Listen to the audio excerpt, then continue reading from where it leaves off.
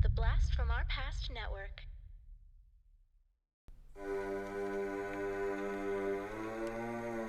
Lock your doors, close your windows, turn out your lights, for chills and thrills await you.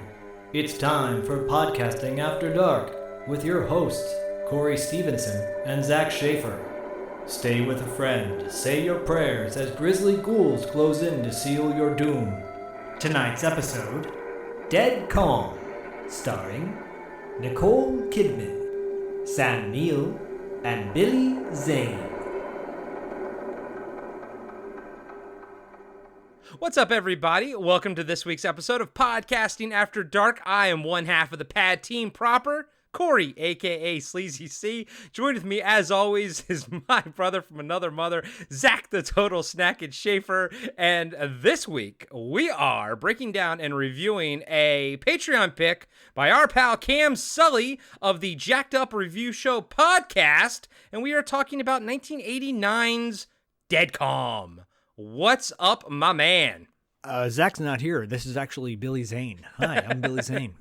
I'm just, hanging out with my buddy Corey and eating a Subway sandwich because I love Subway sandwiches. Subway, eat fresh. If you were wondering why I was giggling a little during my intro, I was trying not to look at Zach because he was doing like Billy Zane faces, trying to sort of get into character about him. I'm trying to place my, look, Cam knows. Cam is a Patreon supporter. This is a producer pick episode. Cam selected Dead Calm as his movie. If you are a patron at the highest tier, go to patreon.com/podcastingafterdark for more information. But if you sign up to our Patreon at the highest tier, you can select a movie of your choice and become the producer. You can produce the episode. You don't have to break it down. You don't have to show run. You don't have to do anything. You just got to pick the movie. And a movie that we can find. Right. And Cam has chosen, this is his fourth movie now that he's chosen in the series. We're going to call this the Cam Sully Jacked Up Movie Selection Podcast because Cam has a podcast called the Jacked Up Review Show Podcast, which everybody should check out, by the way. Enough cheap plugs for the time being, but Cam knows me very well, Corey very well. He's been on the show. He's been on our wrap-ups. Corey and I both have been on his Jacked Up Review Show podcast. But you guys know I try to come up with some sort of witty impression or something, and I'm like, okay, I'm studying Billy Zane. I got nothing on Billy Zane. The only thing I got on Billy Zane is, hi, I'm Billy Zane. That's it. So you're saying you wore your purple Phantom costume for nothing tonight? Fucking love Phantom, yo. You and our buddy Jeff both love that movie. I love Phantom. I've only seen the trailer Phantom. for it, and I was a kid. I was like, fuck this movie. Why is he sitting in the jungle in all purple, just sitting there stinking the place up? You never read the comic book, probably the EIC comic, I believe it was.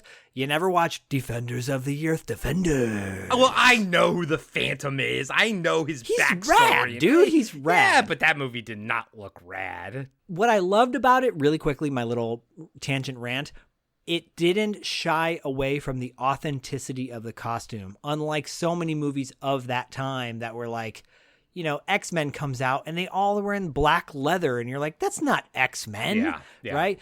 The Shadow looked like the Shadow. The Phantom looked like the Phantom. Whether the movie's good or not, it's irrelevant in my book.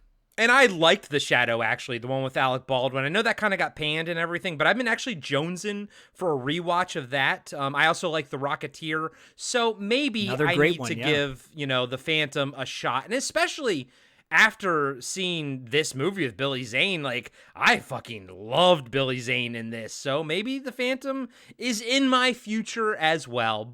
Or maybe Cam will pick that one day. But Cam's taking notes right now. He's like, yep, I've got The Phantom down. That's going to be on the list. Rocketeer, possibly. Possibly, maybe. Well, Jennifer Connelly, woo, my God.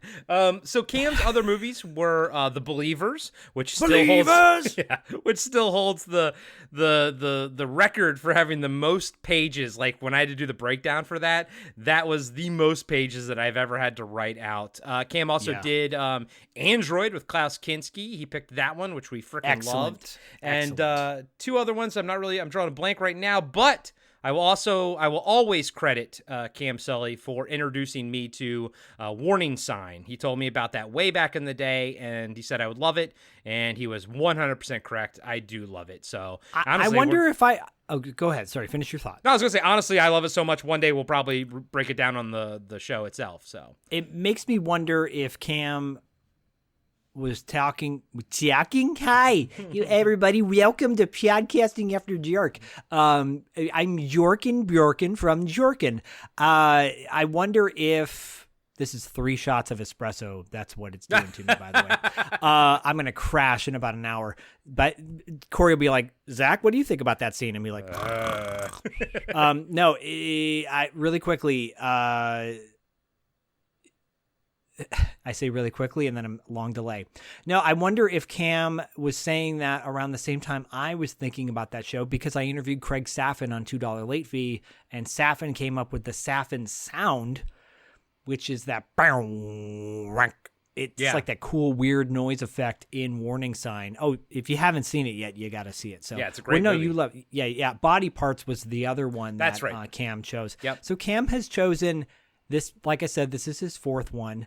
Very eclectic picks. And I will say, I was having lunch with Dustin from $2 Late Fee today. He said to say hi to you, Corey.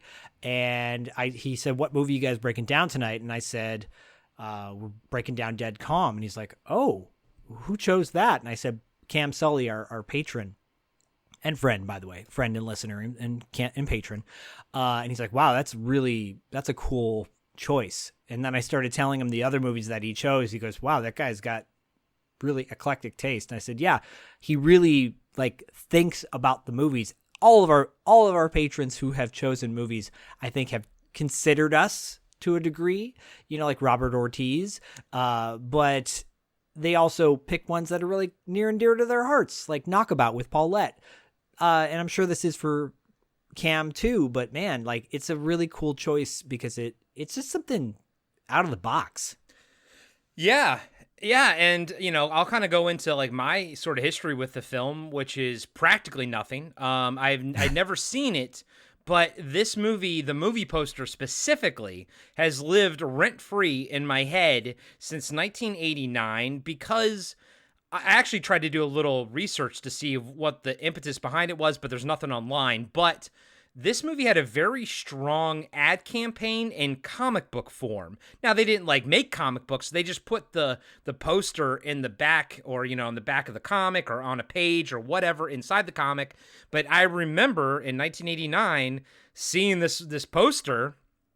It did nothing to intrigue me to see the movie. As a 11-year-old, it didn't do anything for me. And I was still, I think, a little bit too young to see the Thrillers with my dad. So I never got to watch this when it came out, but watching this now, I freaking loved it. I thought it was amazing. And it reminds me of how much I used to love the Thrillers of the early 90s and the late 80s that I did see with my dad. I went and saw Pelican Brief with my dad. I saw Single White Female and Hand the Rocks to Cradle with my dad. And both of those were very uncomfortable experiences because there's a lot of sexual stuff in there, and I was 13-ish or 14-ish, right at that point. So just sitting in the theater next to my dad watching that was weird. So it would have probably been the same way here with Nicole Kidman and everything. But that was it. That's all. I mean, I've known this movie existed pretty much my entire life because of those comic book ads, but I have not seen it since 46 years of age and loved it. We'll obviously get into all that kind of stuff as we get into it, but also too, just like with you and Dustin, I was talking to my buddies Luke and Xaire and everything when I was gaming with them on Saturday, and I was telling them oh, have you guys seen Dead Calm? And they're like, oh, fucking love that movie. Like, everyone I've talked to fucking loves this movie. And I didn't know it was based on a book, but yeah, apparently it's based on a 1963 novel by Charles Williams. And Orson Welles actually tried to make it into a film as well in 1967, but it didn't. He couldn't finish it. But Zach, what is your experience with Dead Calm? I remember seeing it in the comic book ads. I feel like Fangoria might have covered it. And I remember at that time going, why are they covering this movie? Because it's not a horror film. No. And then I started getting a little nervous about Fangoria's content because I'm like, oh, great. Is this where we're headed? And sadly, they were. It was. Like, why is Jurassic Park on the cover of Fangoria? Because they got no other horror films to cover. That's why. But I do remember seeing it when it came out on VHS. I didn't see it in the theater. Watching it heavily on HBO. Because I was 13 at the time, and, well, Nicole Kidman is, revealing in this film, and I think that probably had a lot to my my puberty love, as the Attack of the Killer Tomatoes would sing. By the way, if you don't know that song from Attack of the Killer Tomatoes, go watch Attack of the Killer Tomatoes. Puberty love. Yeah, I saw it quite a few times, probably I'd say 5 or 6 times in my lifetime. Since then, and I haven't watched it in probably 20 years. So when Cam chose it, I knew I was in for a good ride, but I forgot a lot about it. But I started watching it and I'm like, oh yeah, I remember what's coming next. Oh yeah, this is one of my favorite parts. And there's so many like inventive things in this film that kind of were, I don't want to say groundbreaking, but it was the first time I'd seen stuff like that before, like with, found footage type stuff. Oh yeah, yeah. So yeah, anyways, that's my history with Dead Calm. I totally remember those comic book ads. I'm like, why is this in a comic book ad? Yeah. Megaforce makes sense. Yeah, Dead Megaforce Calm, made not sense. so much. Yeah. It's funny that you mentioned you saw this when you were 13 and, because you were going through the puberties. Nicole Kidman was only 19 when she filmed this, and Sam Neill was 39. I was a little bit disturbed when I read that piece of information. That tracks with the perversions of Hollywood. Right. Well, it's so funny she because was this is actually an 19 Australian at the time? Yeah, this is actually an Australian production, though. It's not quite in Hollywood, but I guess it just tracks for probably males. So she was 19. Billy Zane was 20. Wow, he was just 20 in this? Yeah, he's born in 66. She was born in 67. Well, can we say that Sam Neill looks great? Because I didn't think he was 39 in this. Yeah, he's an old fart now. Mm-hmm. Because he was born, like you said, he was born in 47. Yeah, I mean... And she was born in 67. Jesus Christ. Look, it's not his fault. No, apparently he was a bit uncomfortable with it, and everything. And actually, a nice little piece of information, piece of trivia. He met his wife, who was a makeup artist, on this production, and they're still together today. So that's awesome. Oh, that's cool. Yeah, and it kind of tracks with the way they're affectionate with each other versus the way, well, Billy Zane and Nicole Kidman are affectionate with each other. Yeah. And also too, like, yeah, nowadays that would be like typical in Hollywood. Oh, you're 20 years younger than your wife? Sure, no problem. Yeah, I don't know. I feel like they've at least would have made her picked an actress who was 21 or something. I mean, if you got her, get her though. If you can get Nicole Kidman and at 19 or whatever, get her, because she's such a freaking amazing actor. I love her. I love her so much more than I do. Like, she's a great actress. I'm just, her face bugs I me. know.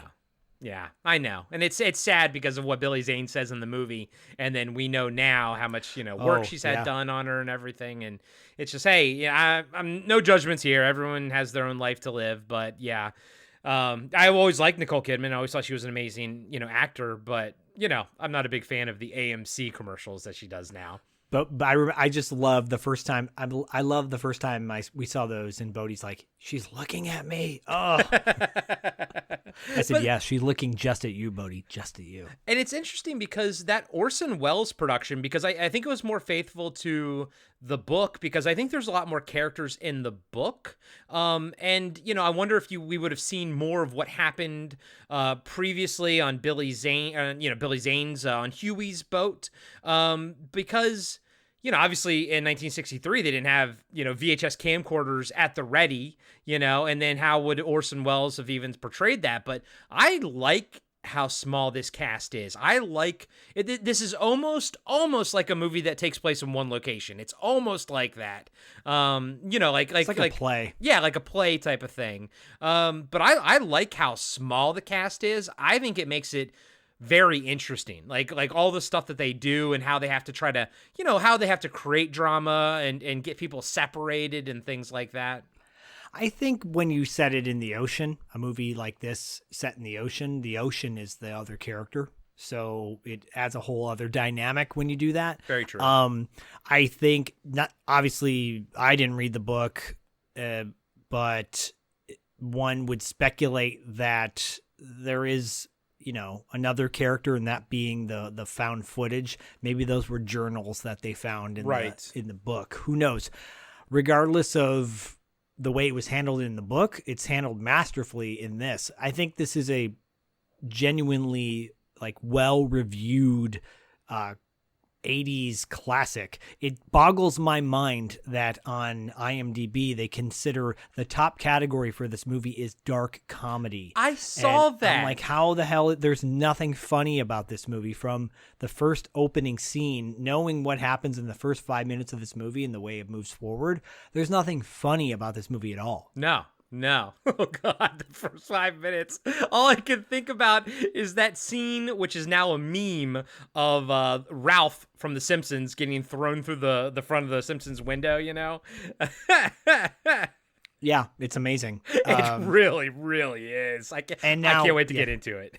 Me too. And knowing that Body Parts shares a somewhat similar scene, it's interesting, Cam. Good choice. Yeah. Good choice. Yeah, I know. I know literally Cam is nodding his head right now going, thank you, gentlemen. Thank you. Should we get into all of it? Let's get into it, buddy. Let's get into it. Real quick, before you get into the director and whatnot, I want to call out the producers of this film. This, like I said, this is an Australian production. It is produced by George Miller, Terry Hayes, and Doug Mitchell. These are the producers and director of Road Warrior and Mad Max and Beyond Thunderdome and Fury Road. That's amazing. Yeah, holy fucking shit. This is produced by the people who produced Road Warrior. That's amazing. Well, Australia is a small continent, so. Is it though? It's not, but I went to Australia once. Oh, did you? I remember, I went there in 2001. I was there for a week, and I remember seeing all the movies that were out at that time were already on VHS in America. And I was like, whoa, they're really behind with their movies. Oh, wow. Okay. I don't know. I forget what was out at that time. I feel like X-Men was one of the movies, to call back to X-Men again. Anyways, I was like, oh, all of these movies are already on video. That's weird. You've been watching a lot of X-Men 97, haven't you? I haven't watched one episode of X-Men 97. Oh, no, don't let Fern know. I know. Well, Fern doesn't listen to us. Fern should listen to us. Should. But support us. Come on, Fern. But no, I haven't watched it yet. I want to point out the music composer for this before we get into the director. It's Graham Revell, who is known for The Crow, first and foremost. The Saint, which one of the best things about The Saint is the soundtrack. He is a legendary composer. He composed the show Gotham, which I thought was pretty damn good. Okay. He's done he's done an amazing, he's got over 113 credits as a composer under his belt. Dude, the music in this was so interesting with some of the breathing pieces, and then there's some operatic pieces. Trust me when I say I noticed the music in this movie. Yeah, you go down his list and it's everything from mainstream to, he's done everything from Freddy vs. Jason to Collateral Damage to, just a laundry list of amazing credits. I love him. He did the Pitch Black score and Riddick as well. Oh, wow. Fuck, man. I love both of those. Actually, I love all those movies, dude. So that's really cool. Like I said, I actually noticed the music, and I was like, I hope Zach calls it out. I'm gonna call out one more thing, one more credit to his resume that you will certainly appreciate. From Dusk Till Dawn. Fuck yeah, dude. That movie fucking rocks. I got another one for you. Sorry. Hard Target. There you go. That's shit. That's all you had to say. And I mean, you called it out earlier. The hand that rocks the cradle. He also did. So saw that in the theater. Anyways, enough about him. It's funny. It's interesting because it's such a small production of people, but the cinematographer Dean Semler was the cinematographer, the director of photography on Road Warrior, also Apocalypto, and also Dances with Wolves. But come on, fucking Road Warrior. And the editor, Richard Francis Bruce, he was the editor on Seven, The Rock, Air Force One. So you got some insane pedigree. And then the writer, not just the novel, the Charles Williams is the novel, but the writer, Terry Hayes, he's the guy who wrote the screenplay for Road Warrior and Beyond Thunderdome and shit. So it's I mean, no wonder this movie's fucking awesome. And we haven't even gotten to the director, who is also amazing. Yeah, Phillip Noyce. Noyce. He is as a director, he's got over 60 projects that he's worked on, and it's from, TV series and movies now. But if you go back to his resume in the 80s and 90s, he worked on, he did 5 episodes of The Hitcher. He directed Blind Fury, which Blind Fury is a fun Karate Man movie. Patriot Games, Sliver. Yeah. And, that's very popular with people. Clear and Present Danger. The Saint, sadly. Yeah. The Bone Collector. See where my mind is going. Yeah, dude, you're sleazy Z tonight. Well, then these are like, built-in X-rated names, right? Crystal's listening to this going, that's my boy.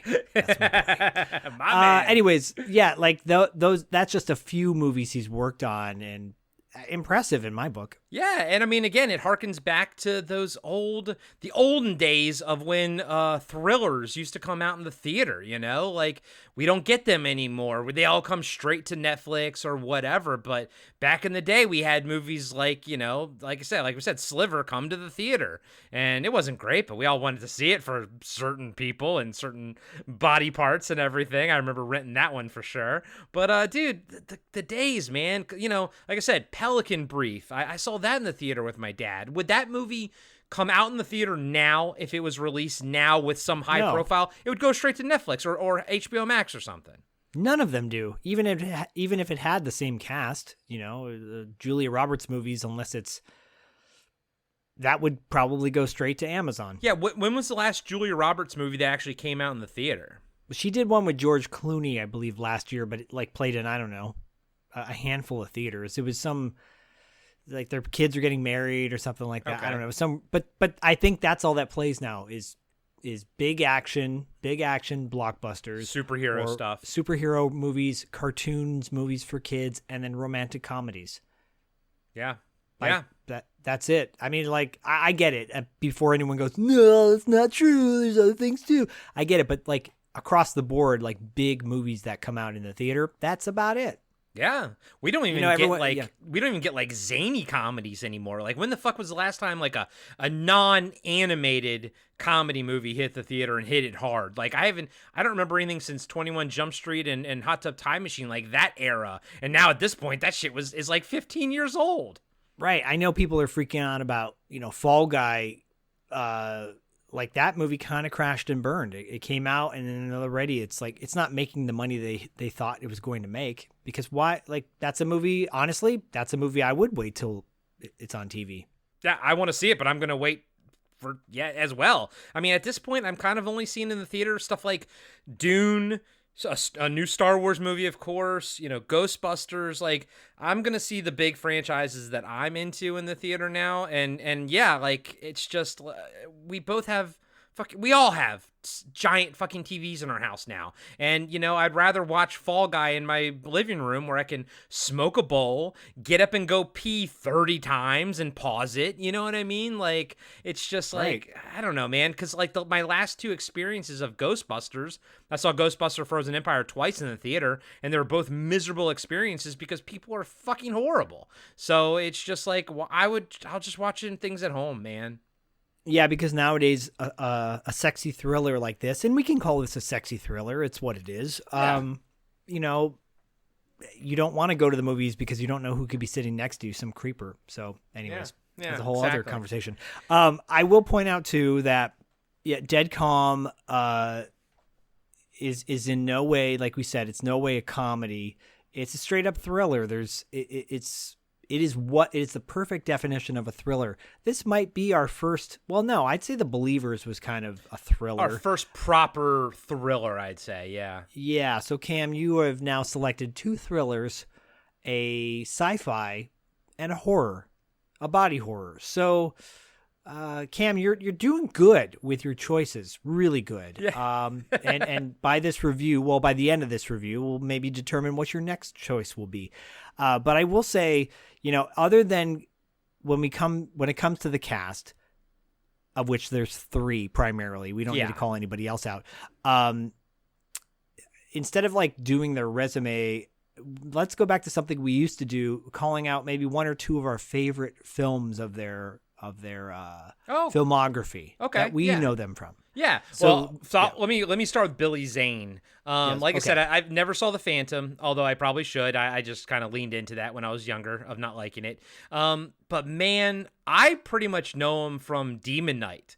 I even shaved my head bald back in '95. I love Demon Knight so much. Wasn't a good look for me, but I did it. I had a Demon Knight poster in my room. I've never, even though James Cameron for pretty much my entire life was my favorite director, I have never seen Titanic. I have no interest in seeing Titanic. I know he's in that. And yeah, so for me, Billy Zane will always be the collector, aka, the guy from Demon Knight. Okay, well, I will do a deep cut and say Critters. Was he in Critters? Yeah, he's in Critters. Holy shit. Like we talk about it all the time, but like that's a movie where I watched so much as a kid, but I haven't seen it probably in 35 years. I just remember what's his name from Android in Critters. Yeah, Don Opper. Yeah, and the poor man's Mick Jagger, one of those bounty hunters when I was a kid. Oh, you're I always thinking thought he Tim was the Curry, poor man's too. Mick Jagger. He's a little Tim Curry also. Yeah, poor man's Tim Curry as well. Yeah, he's that. By the way, that guy is Terrence Mann. Oh, real quick, I always thought of him as a poor man's Gary Graham as well. Oh yeah, that's a good one too. Yeah, we have a crossover coming up later on in the year. Where $2 late fee and Podcasting After Dark will be, taking over the whole month together, and maybe Critters will be the movie we'll select. I already know I have some picks in my mind. It's my choice this year to choose the movie, so maybe Critters is on that list. But anyways, Billy Zane plays Huey in the film. We'll go in reverse order. Sam Neill plays John Ingram. No relation to James Ingram. The singer. Who? James Ingram? Sure, who? Somewhere out there. Oh. Beyond the neon sky. I don't know how it goes, but... Is that American Tail, Fievel? Yeah, Fievel. I remember Kristen, my wife, she was like, let's watch American Tail. It's so cute. I'm like, oh, God, really?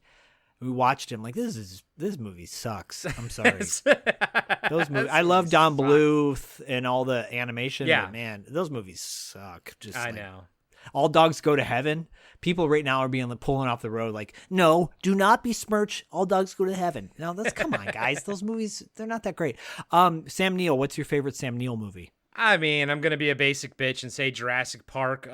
It's not Memoirs of Invisible Man. It's sadly go listen to our Carpenter Factor. It's also not The Mouth of Madness, which I was hoping it would be. But yeah, I mean, honestly, Jurassic Park. I loved him in that. But one of the newer ones, he was fucking great in Hunt for the Wilder People. Oh, yeah. That's on my list of movies. I want to see that movie. I'm going to go in a different direction and go with a TV show that he was on that I really liked, and it was a shame that it didn't go any further than it did. Alcatraz on Fox. I really liked that show, Alcatraz. Okay, I didn't. I barely even remember it. I think I remember it. I didn't even know he was on that. You know what's funny? I'm just kind of scrolling through his IMDb, and I mean, it's like I know Sam Neill. We all know Sam Neill, and I'm looking through his stuff, and I'm like, wow, there's a lot of his movies that not only have I not seen, I don't even recognize the poster or anything for it. Well, I will say there's a TV movie he did called Fever with Armand Assante and Marcia Gay Harden. Okay. It's a cool, sexy thriller from back in the day. Great cast. I think it was an made for HBO movie, Fever. If you've never seen Fever, that's a good one to seek out. Oh, I take it back. I take back the Jurassic Park, even though I love him in Jurassic Park. I love that movie. Event Horizon. That's probably the movie that I'm going to go to for Sam Neill. I think he's great in that movie. He is great in that. And I've heard from not personally, but I've heard from actual physicists and stuff that his explanation of how wormholes can work in that movie is literally what they use to explain. Teachers will actually show that scene from Event Horizon to explain how wormholes work. It's the most condensed explanation of it out there. Wow. Okay, cool. Yeah, look, I love Event Horizon also. I don't care if someone doesn't like it, fine. You're wrong. Because it's really good. It's really good. And there's nothing like it. I know how people are like, it's The Shining meets Hellraiser. Yeah, well, guess what? There's no other movie that is The Shining meets Hellraiser. There's no other movie like that. Meets 2001: A Space Odyssey. So, when people say, oh, that movie's like this. Yeah, but there's no movie like that in that genre. You know what I'm saying? Like Mad Max, there's nothing else quite like that. Right? No, there's other post-apocalyptic movies, but nothing is like Mad Max. Yeah, I agree with you. There's nothing like Event Horizon. Now for Nicole Kidman, she plays Ray Ingram. No relation to James Ingram as well. Who? I'll tell you what I'll tell you what I didn't like her in. I didn't like her in The Northman because her terrible casting. Her plastic face it looked too modern. It looked too present day, I was like, no one fucking looked like that back then. I mean, I'm sure, yes, people were beautiful back then, but there's just something obviously very fake about, how she looks now. And again, I'm not judging or anything like that, but it's just okay. You know what? I'll say Days of Thunder, baby, because I love that movie, and I remember it was a big deal the summer that it came out, and no one fucking talks about that thing anymore. But Cole Trickle, baby.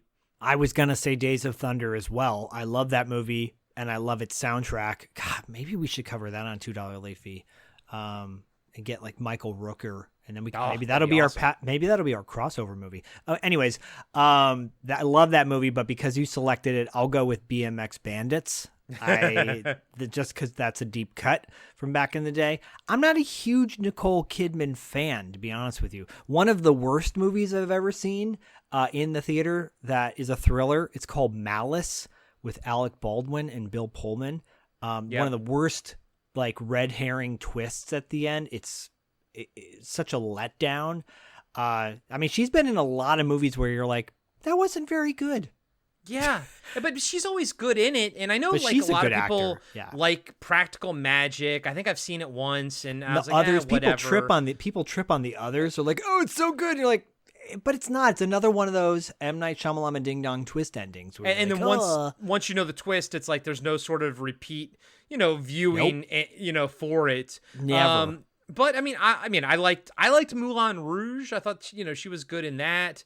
But it's not something I'm gonna go back and like rewatch multiple times. To Die For was pretty decent as well. Yeah, but these are not movies for you or me. Not to be speaking for you, but I am.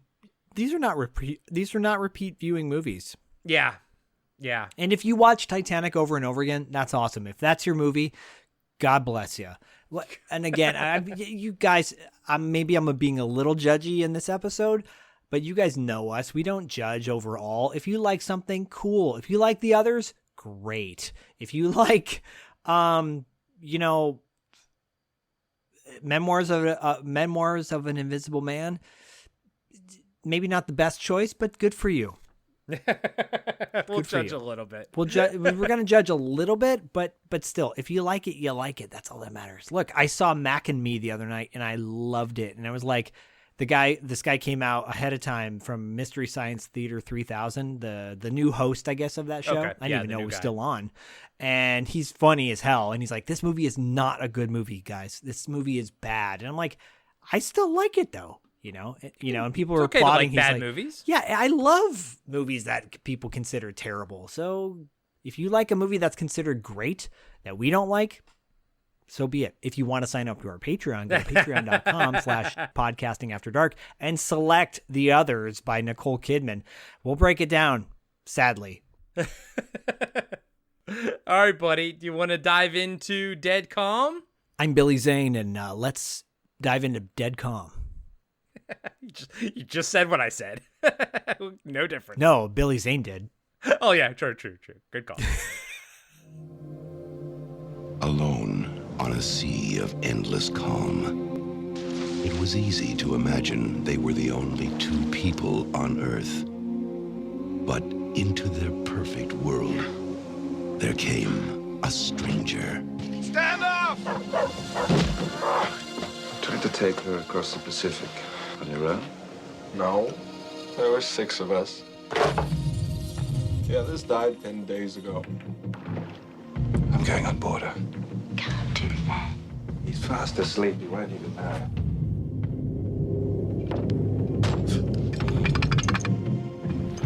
What about those people, huh? There wasn't any food poisoning, was there? No way! You think I'm making this up? No, I don't.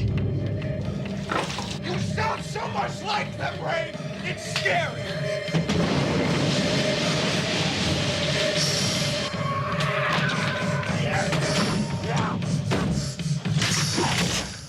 Dead Calm, a voyage into fear. From the makers of The Road Warrior and Mad Max. The movie opens with the words dead and calm in red letters overlapping and coming together against a black background.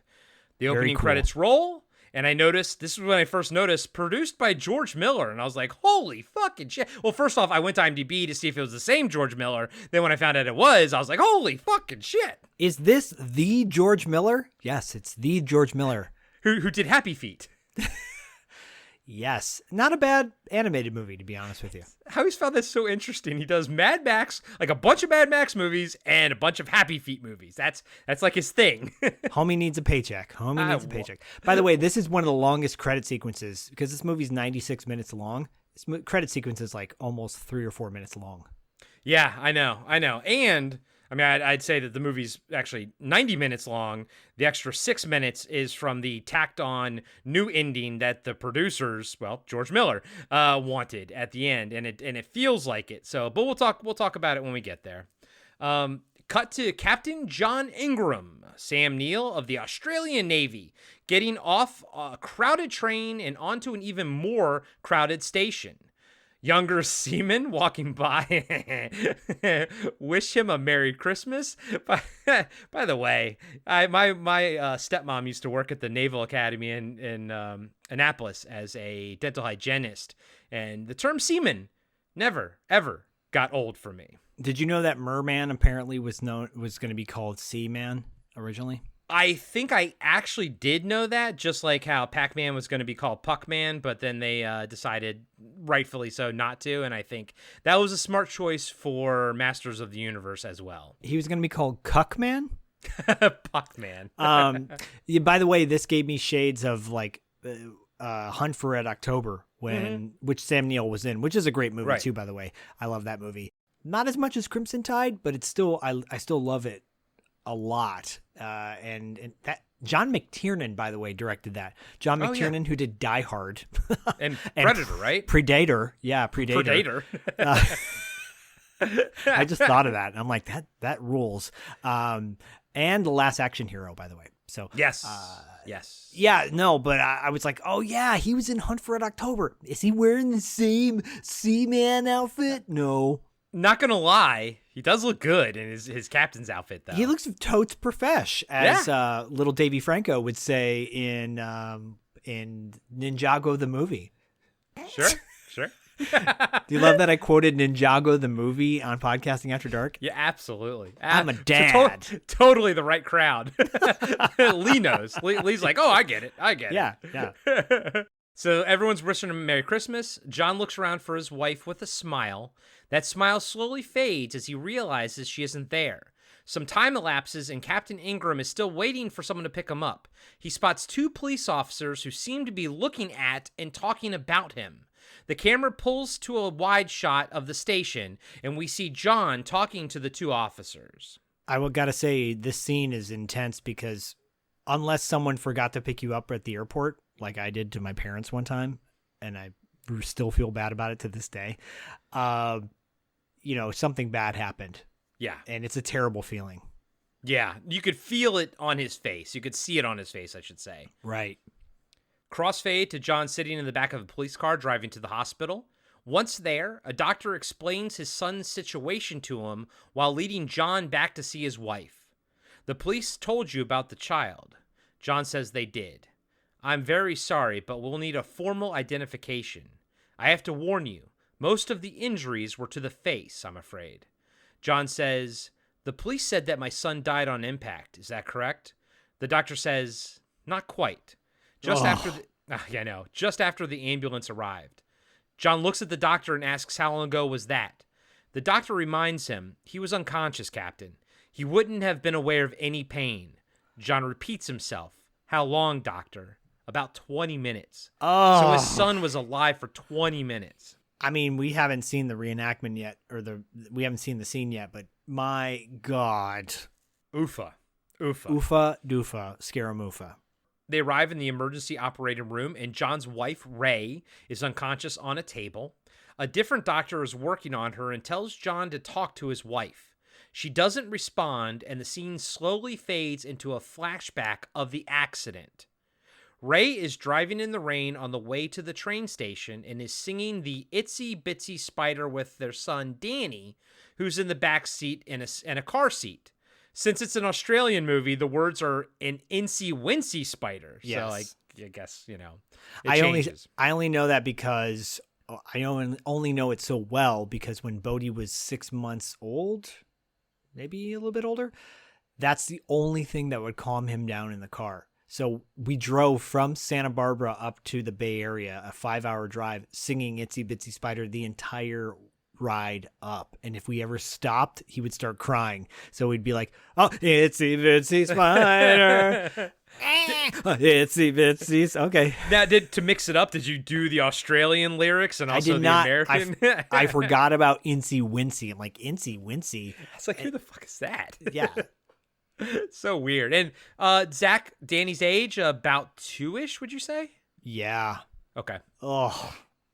As Ray is singing Jesus. the song again, her son accidentally drops his teddy bear on the floor of the car. Danny undoes his seatbelt and hops out of his car seat to grab the toy. Ray tells him to get back in his seat. Just then, a narrow miss from an oncoming car causes Ray to hit the car next to her, which then causes her to overcorrect and sends them right into a headlong collision with another car. This is probably the most disturbing part. The fact that Danny yells "Mommy" as he's launched headfirst out the front of the car to his fate, much like the meme of Ralph from The Simpsons flying through the window head first. And this scene was amazing. Isn't the first Mad Max the one? Doesn't a kid get run over in Mad Max? Yeah, that's it. His wife and kid get run down by Toe Cutter and all his guys, and it's always funny because people think that his wife died, but she actually doesn't. You find out she's actually in a hospital and everything, and she's gonna lose her arm or something like that. But the kid is dead though. His kid did die. So I mean, what is it with Australians and horrible? The dingo ate my baby whole thing, right? And like, Jesus Christ, this is the darkest scene in the movie. It's really hard to watch. I forgot about this scene. It is one of the darkest scenes I've ever seen because they literally show the kid going through the glass, and you're like, and flying through the air head first. Shocking. Like you see him, like it's 3 separate shots. You see the kid's body go past his mom, Ray, who's she's in a seatbelt and she's getting thrown everywhere because of the glass and everything. And then you see him go through the window, and then there's just a shot of him just through the air. Kobe, it's through the air. It's a shame about Ray. Her kid went through a windshield. It's horrible. It's really fucked up. It's really fucked up. But that sets the tone for the film, or I guess it's to say it sets where our protagonists are going to be emotionally. So, Ray screams as Danny flies past her. This fades into present time, and John hears Ray screaming from a nightmare. He puts down the coffee he's making in the galley and runs to his wife's bedside. He tries to console her, but Ray is devastated. She says she was holding Danny in her dreams and she could still smell him. John rubs her head and gently reminds her that Danny's gone. They can never get him back, and it's going to take them a long time to get over what happened. Ray sobs and asks if they can go home. John says the memories will be worse there. Here, they have calm days and calm seas to get their emotional strength back. Once Ray is strong enough, they'll go home and start again. As John is holding Ray in his arms, he hears the dog barking on the deck of the boat. Man, that's got to be the fucking worst, man. Waking up from a dream thinking that the kid is still alive and then having reality crush back on you. Yeah, and the ocean and being on the boat is basically like the rehab for her recovery. Mm-hmm.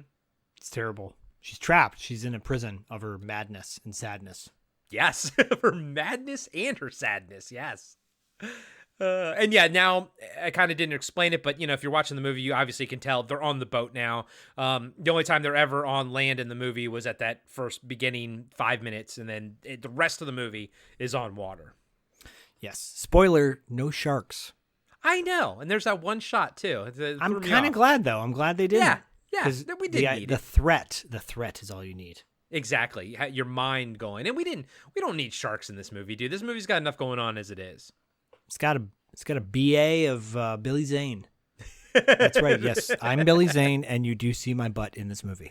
Yeah, you do. Yeah, you do. You also see Nicole Kidman's. Cut to Ray in the galley grabbing her prescribed sedatives. The bottle says only take 2 and to not mix with alcohol. This will, of course, play into something that happens later. Foreshadow. John walks up behind her and takes the pills out of her hand. Ray sighs and asks what Ben was barking at. John says it was nothing, just the dawn. She asks if there's any wind. John says, not a whisper. What was the dog barking at? Nothing. Nothing. It's the dawn. It's the dingoes. Nothing but a whisper. Why does the dog bark at the sun? I don't know. Well, I don't think Sam Neill is Australian. I think he's New Zealand. Yeah. Those New Zealanders. Oof. Don't call them Australians. Have you ever seen that Flight of the Conchords episode with Aziz Ansari, where he's like, "You New Zealanders or you Australians," and he's like, "We're from New Zealand." He's like, "Oh, okay, you're cool." That was a show that I didn't watch regularly, but I caught a lot of episodes. Too Many Dicks on the Dance Floor was fucking great. I still say that. Funny, man. That show is hilarious. I love that. I love Flight of the Conchords. And Aziz Ansari he doesn't want to sell them apples because he doesn't sell apples to like New Zealanders or I'm whatever, Australians or something. Yeah. It's funny. Yeah. Before Aziz got canceled, he was really funny. Yeah. He never quite came back from his cancellation. And of all the Me Too cancellations, his wasn't the worst. Oh, but... his was fine. It was just a bad date, I think. Yeah, exactly. And I kind of think he was almost like, screw, I don't need this. I'm doing fine. I don't need this shit. Yeah, maybe. So if he is, good for him. If he's listening, good for you, Aziz. Good for you. Hey, Aziz, give us a call. Okay. Yeah, we'll talk to you. Yeah. Cut to later that day, and Ray is swimming in the ocean as John watches from the boat. He helps her climb on board as she wonders what day it is. John says, "I don't know. I don't know. Thursday or Friday. Nope, not gonna do it. Not gonna do it. I don't know. Not gonna do it. Thursday or Friday. One of those days with an R in it." I kind of like that bit of dialogue. Just then, John's smile turns to concern as he spots another boat on the horizon. "Look at her. First boat in 3 weeks," he says. John grabs his binoculars to get a better look. She's been through some weather, that's for sure. Ray asks if there's anyone on deck, but John says not that he can see. "I'll call them up." Ray asks, "Do you have to? I like it like this. Just the two of us." John says, "So do I. But look at her, Ray. That boat's in trouble." So setting up his character and his moral compass, I guess. Yeah. And the fact that he's 20 years older than her. I plucked you right out of high school. Seriously. Fucking seriously. Do you remember when we met? Yeah. I was your chaperone for the high school dance. Now, when I watched this for the first time, I didn't assume that she was 19. I'm guessing he's in his 30s. I was kind of guessing she was in her mid to late 20s, but I assumed that their ages were supposed to be a bit closer. I'm sure they are in the movie. Yeah, she doesn't look 19. She doesn't, really. He goes below deck to radio the other boat. We see him turn on the radio and activate the bearing marker to find it. Then John says, "Black schooner to my east. This is Yacht Saracen, Victor Kilo 2762, position 1616 south, 17647 west. Do you read me? Over." And apparently those coordinates are correct, like it's South Pacific. So like everything that Billy Zane says later, everything Huey says later actually tracks to where sort of their coordinates are. That's cool. Yeah. John waits but gets no reply. He makes a note in his captain's log about the schooner and its position. Ray calls out for John and he joins her topside. She tells him she saw something between them and the boat. John takes the binoculars and scans the horizon. He eventually spots a man and a rowboat coming towards them. A small time jump and Ray is driving the boat to intercept the dinghy. I think it's called piloting. I don't think you say driving a boat. No, yeah. Pilot. I think. I'm not sure. I am not a boatman. Captain's log. Captain's log stardate. I don't know what it's called when you drive a boat. What is a captain of a ship? Is it a pilot or is it a captain? I know you get seasick and everything, but have you ever, actually taken a tiny little sailboat, sort of dinghy size sailboat out on a lake or anything like that? Have you ever tried to sail before? Yeah, I threw up all over it. And then the captain, when we docked, I was like 10. When we docked, the captain's like, "If you throw up on the boat, then you got to be the one to clean it off." And I'm like, "What?" Okay. What? And my mom's like, "Oh, come on." And he's like, "Nope, he's got to do it. Here's the brush." And I'm like, I'm so weak. I was maybe 9 at the time. Jesus. Yeah. And no, I've been on many boats and I've thrown up every single time. The only time I haven't is I take that scopamine patch, which is like a little sticker you put behind your ear. That works. But my God, watching this movie, I'm like, nope. You could never work on it. Like, even if you were in the industry, you'd be like, "I can't work on this film." And I would love to. I love broats, but I wish, if Neill Dangtang was there, I would still not be able to do it. I would love to, but no, yeah. Watching this movie the entire time, I'm like, I would be sick the entire time. Jeez, I'm sorry, buddy. It's okay. It happens. Blame my jeans. A small time jump in. Well, Wait, does your mom get sick? Not really, actually. So Well, don't then what blame- about your dad? And my dad was a Navy SEAL, so Yeah. there you go. So no, so it's not your genes. It's just you're defective. It's a shame about Zach. He gets motion sickness in a... In a sack. He does. I get motion sick in a go-kart. But Oh my God, buddy. Jesus. I put a helmet on. I was at a bachelor party. I put a helmet on to go in the go-kart, and the second loop around, they're like, "Keep going, you're doing great." I'm like, I took the helmet off. I totally threw up as soon as I took the helmet off.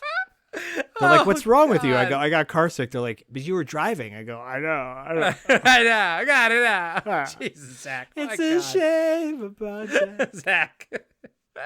Okay, all right. A small time jump, and Ray is driving the boat to intercept the dinghy. The man rowing the boat barely slows down when John calls out, saying they'll drop down to him.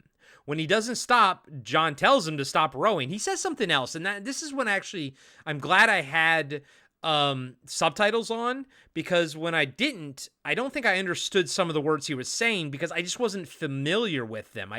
It's like it's a lot of boating terms, you know? So honestly, for me, even though I don't usually watch movies with subtitles on, like if I'm not breaking it down, I would recommend watching this one with subtitles because, like I said, I picked up a lot more than I missed the first time. Yeah, and Billy Zane kind of mumbles his lines at times. Yeah. And yeah, it's important.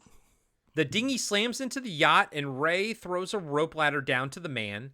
John helps Billy Zane on board, but Zane just runs below deck. John smirks at Ray, and they go down after the man. They find Huey sitting on the floor of the galley. John tells Ray to get him some water, but not too much, which I think that was a cool little line that you kind of piece together over time. Just like the fuel, they only have so much fresh water. Yeah, I took that too as like you don't want him to get sick off drinking too much water. Okay, I took it as we don't know what's happening. We don't have enough provisions for 3 people. Don't give him too much water. That's what I took it as. That's true, too. Huey introduces himself. I'm 32 days outward bound from Pepite. Papate, okay. I'm heading to Fiji. I only bought her about 3 months ago. My plan had been to cruise around the Pacific, to sail around the Pacific. Who would have thought, right? And I like how he says cruise around the Pacific, then he kind of redoes and says sail around the Pacific. I think because right now he's trying to act like it's his boat, the Orpheus, but it's not. And he doesn't know all the terms. Right. Because he's a liar. Henry Rollins, he just like kind of walks in with his guitar and says, "He's a liar. He makes up stuff all the time."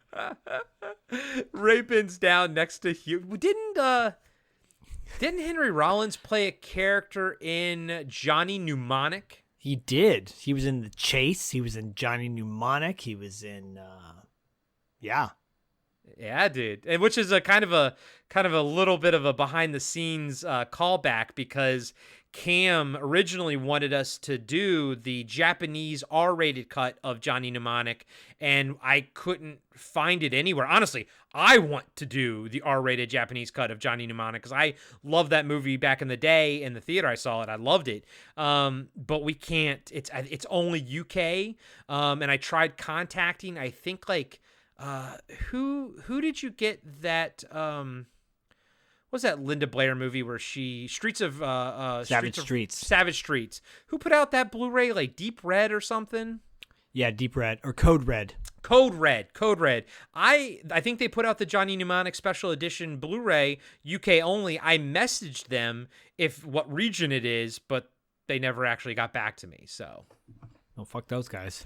Right. But if anyone out there has some kind of a line on like how we can get a hold of Johnny Mnemonic in the US, not the black and white version that's the Blu-ray, but actually the Japanese rated R version, let me know. I still would like to do that movie. David Irons. David knows. Look, guys. It's been a while, David. It has. We need to talk. It has been a while, buddy. David, we need you back on. We need you back on our show. We love you, David. We do. Support David Irons. Go get his books. Go to Amazon. Type in David Irons, IRONS, and order his books. Do it. It's a shame about Zach. Billy Zane is looking really haggard. He sweats a lot in this movie, by the way. He is I'm sure- constantly sweating. Yeah, I'm sure he's stinky. He stank. Oh, man. Ray bends down next to Huey and hands him a glass of water while John asks what the trouble is. Huey says she's going down. That's the trouble. The ship won't last till morning. John asks if he's sure. The frantic man says that she's opened up all over.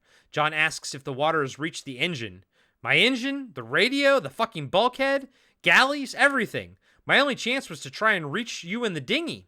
John tells Ray to see to whatever Mr. Werner needs and then to get him to bed, then starts to walk away. Huey stands up and asks John where he's going. I ought to get over there. How many people on board? Huey says nobody. He's all alone. John asks if he tried to take the ship across the Pacific on his own. Huey says no. There were 6 of us. The others died 10 days ago. One by one. It all happened in a day. He grabs a red robe he used to wrap some things up with and pulls out 5 passports and slides them across the table to John and Ray. John asks what happened. Huey says, have you ever thought about how life can hinge on the smallest thing? I mean, ever since I was a kid, I thought salmon was for cats. Ray asks if it was canned salmon. Yeah, at first we thought it was the tourist trots, which is Montezuma's revenge, essentially. They were shitting themselves. I love how you had to explain that. Montezuma's revenge. They were shitting themselves. Just so you know, FYI. Hey, Billy, have you ever heard of Montezuma's revenge? No. What's that? You shit yourself. Ah! AKA the tourist trots. So at first we thought it was the tourist trots until Chantel looked at her hand and said Picasso should have painted it. It had 7 fingers. John says, double vision, huh? Sounds like botulism. Huey asks what that is. It's a lethal form of food poisoning. It hits the nervous system. There's no treatment, at least not on a small boat 12,000 miles from land. John says whenever Huey is ready, they'll go and salvage his gear. The lone survivor says there's nothing to salvage. Everything was ruined by the water. John presses, and Huey gets upset. Give me a break, will ya? Do you know what I had to do? John says he can guess. Huey laughs and says, you can guess? They've been dead for days, man. You know what that does to a body? Ray tells him to stop thinking about it. Huey says he can't go back there right now. Ever. I always like that. He's like, I can't go back there right now. Ever? Yeah. Yeah, me too. John tells Huey he understands and for the man to go to bed and get as much sleep as he can. Huey thanks him and Ray shows their guest back to his quarters. As they're walking away, Huey tells John he's really sorry about ruining their day. Once Ray and Huey are out of the galley, John goes through Huey's things. Some pictures of the 2 women on the boat, a cassette tape, and the captain's log from a ship. The log has drawings of a giant monster eating a boat instead of log entries on a page, just like one page. He keeps flipping through and he finds a concerning entry about the lack of fresh food and everyone fighting. Another entry about the motor being dead. Then John finds a newspaper clipping about a South Sea island cruise. 4 young women wanted for photo assignment, must be attractive and broad-minded. Contact Russell Bellows. Just then, Ray comes back into the galley and John asks her if she's okay. She says she's fine. John says he found something interesting and reads the newspaper ad. Ray says, you don't like him, do you? John shrugs and says that he hasn't thought about it. Ray says to him as they leave the galley, imagine what he's been through. John replies, I'm sorry, Ray. Whichever way I turn it, I just can't swallow it. Ray asks, any reason? John looks back at her and says, not really, just 25 years at sea. That's a great line. And by the way, this is the longest singular scene in the whole movie. Like every other scene is so quick. The cutting is quick and everything. This is like the longest, like in one area scene in the entire film. Yeah, this is the setup for the rest of the movie moving forward. So yeah. But there's some sharp dialogue that I enjoy here that I kind of, some of it I missed the first time. I pick up on it the next time, especially with the, the subtitles on and everything. And I'm like, I dig the sharpness of the dialogue. Yeah, you automatically know that something's up, even if you're brand new to this movie, you're skeptical of Huey. And also, too, in 2024, there's no way you could put an ad like that out in the paper and get away with it. Hey, No. attractive people who have an open mind want to go on a boat ride for 6 months. Wink, wink. Jesus. Photo shoot. God, man. Like, the shit that happened back in the day. I mean, that shit did happen. Yeah, it absolutely fucking did. Hey, I'm taking photo. Are you a hot model? You want to get some photos taken? Come up to my loft in downtown Brooklyn. And you got to be broad-minded. You got to be and broad-minded. broad-chested. Yes. It's okay. She's just 16 years old. Leave her alone. They say leave her alone, but I say leave her present with the opposite of alone, whatever that is. We at Podcasting After Dark do not condone such actions. Nope. And then Winger comes out. She's only 17. Daddy says she's too young, but she's old enough for me. Jesus, man. If you're- Back if the the- 80s, man. Jesus Christ. What is wrong with these people? No, it's not what I meant. Like, you're taking it out of context. You're I taking don't it out of think context. so. I don't think you're so, saying guys. exactly what you mean. Yeah. Yeah.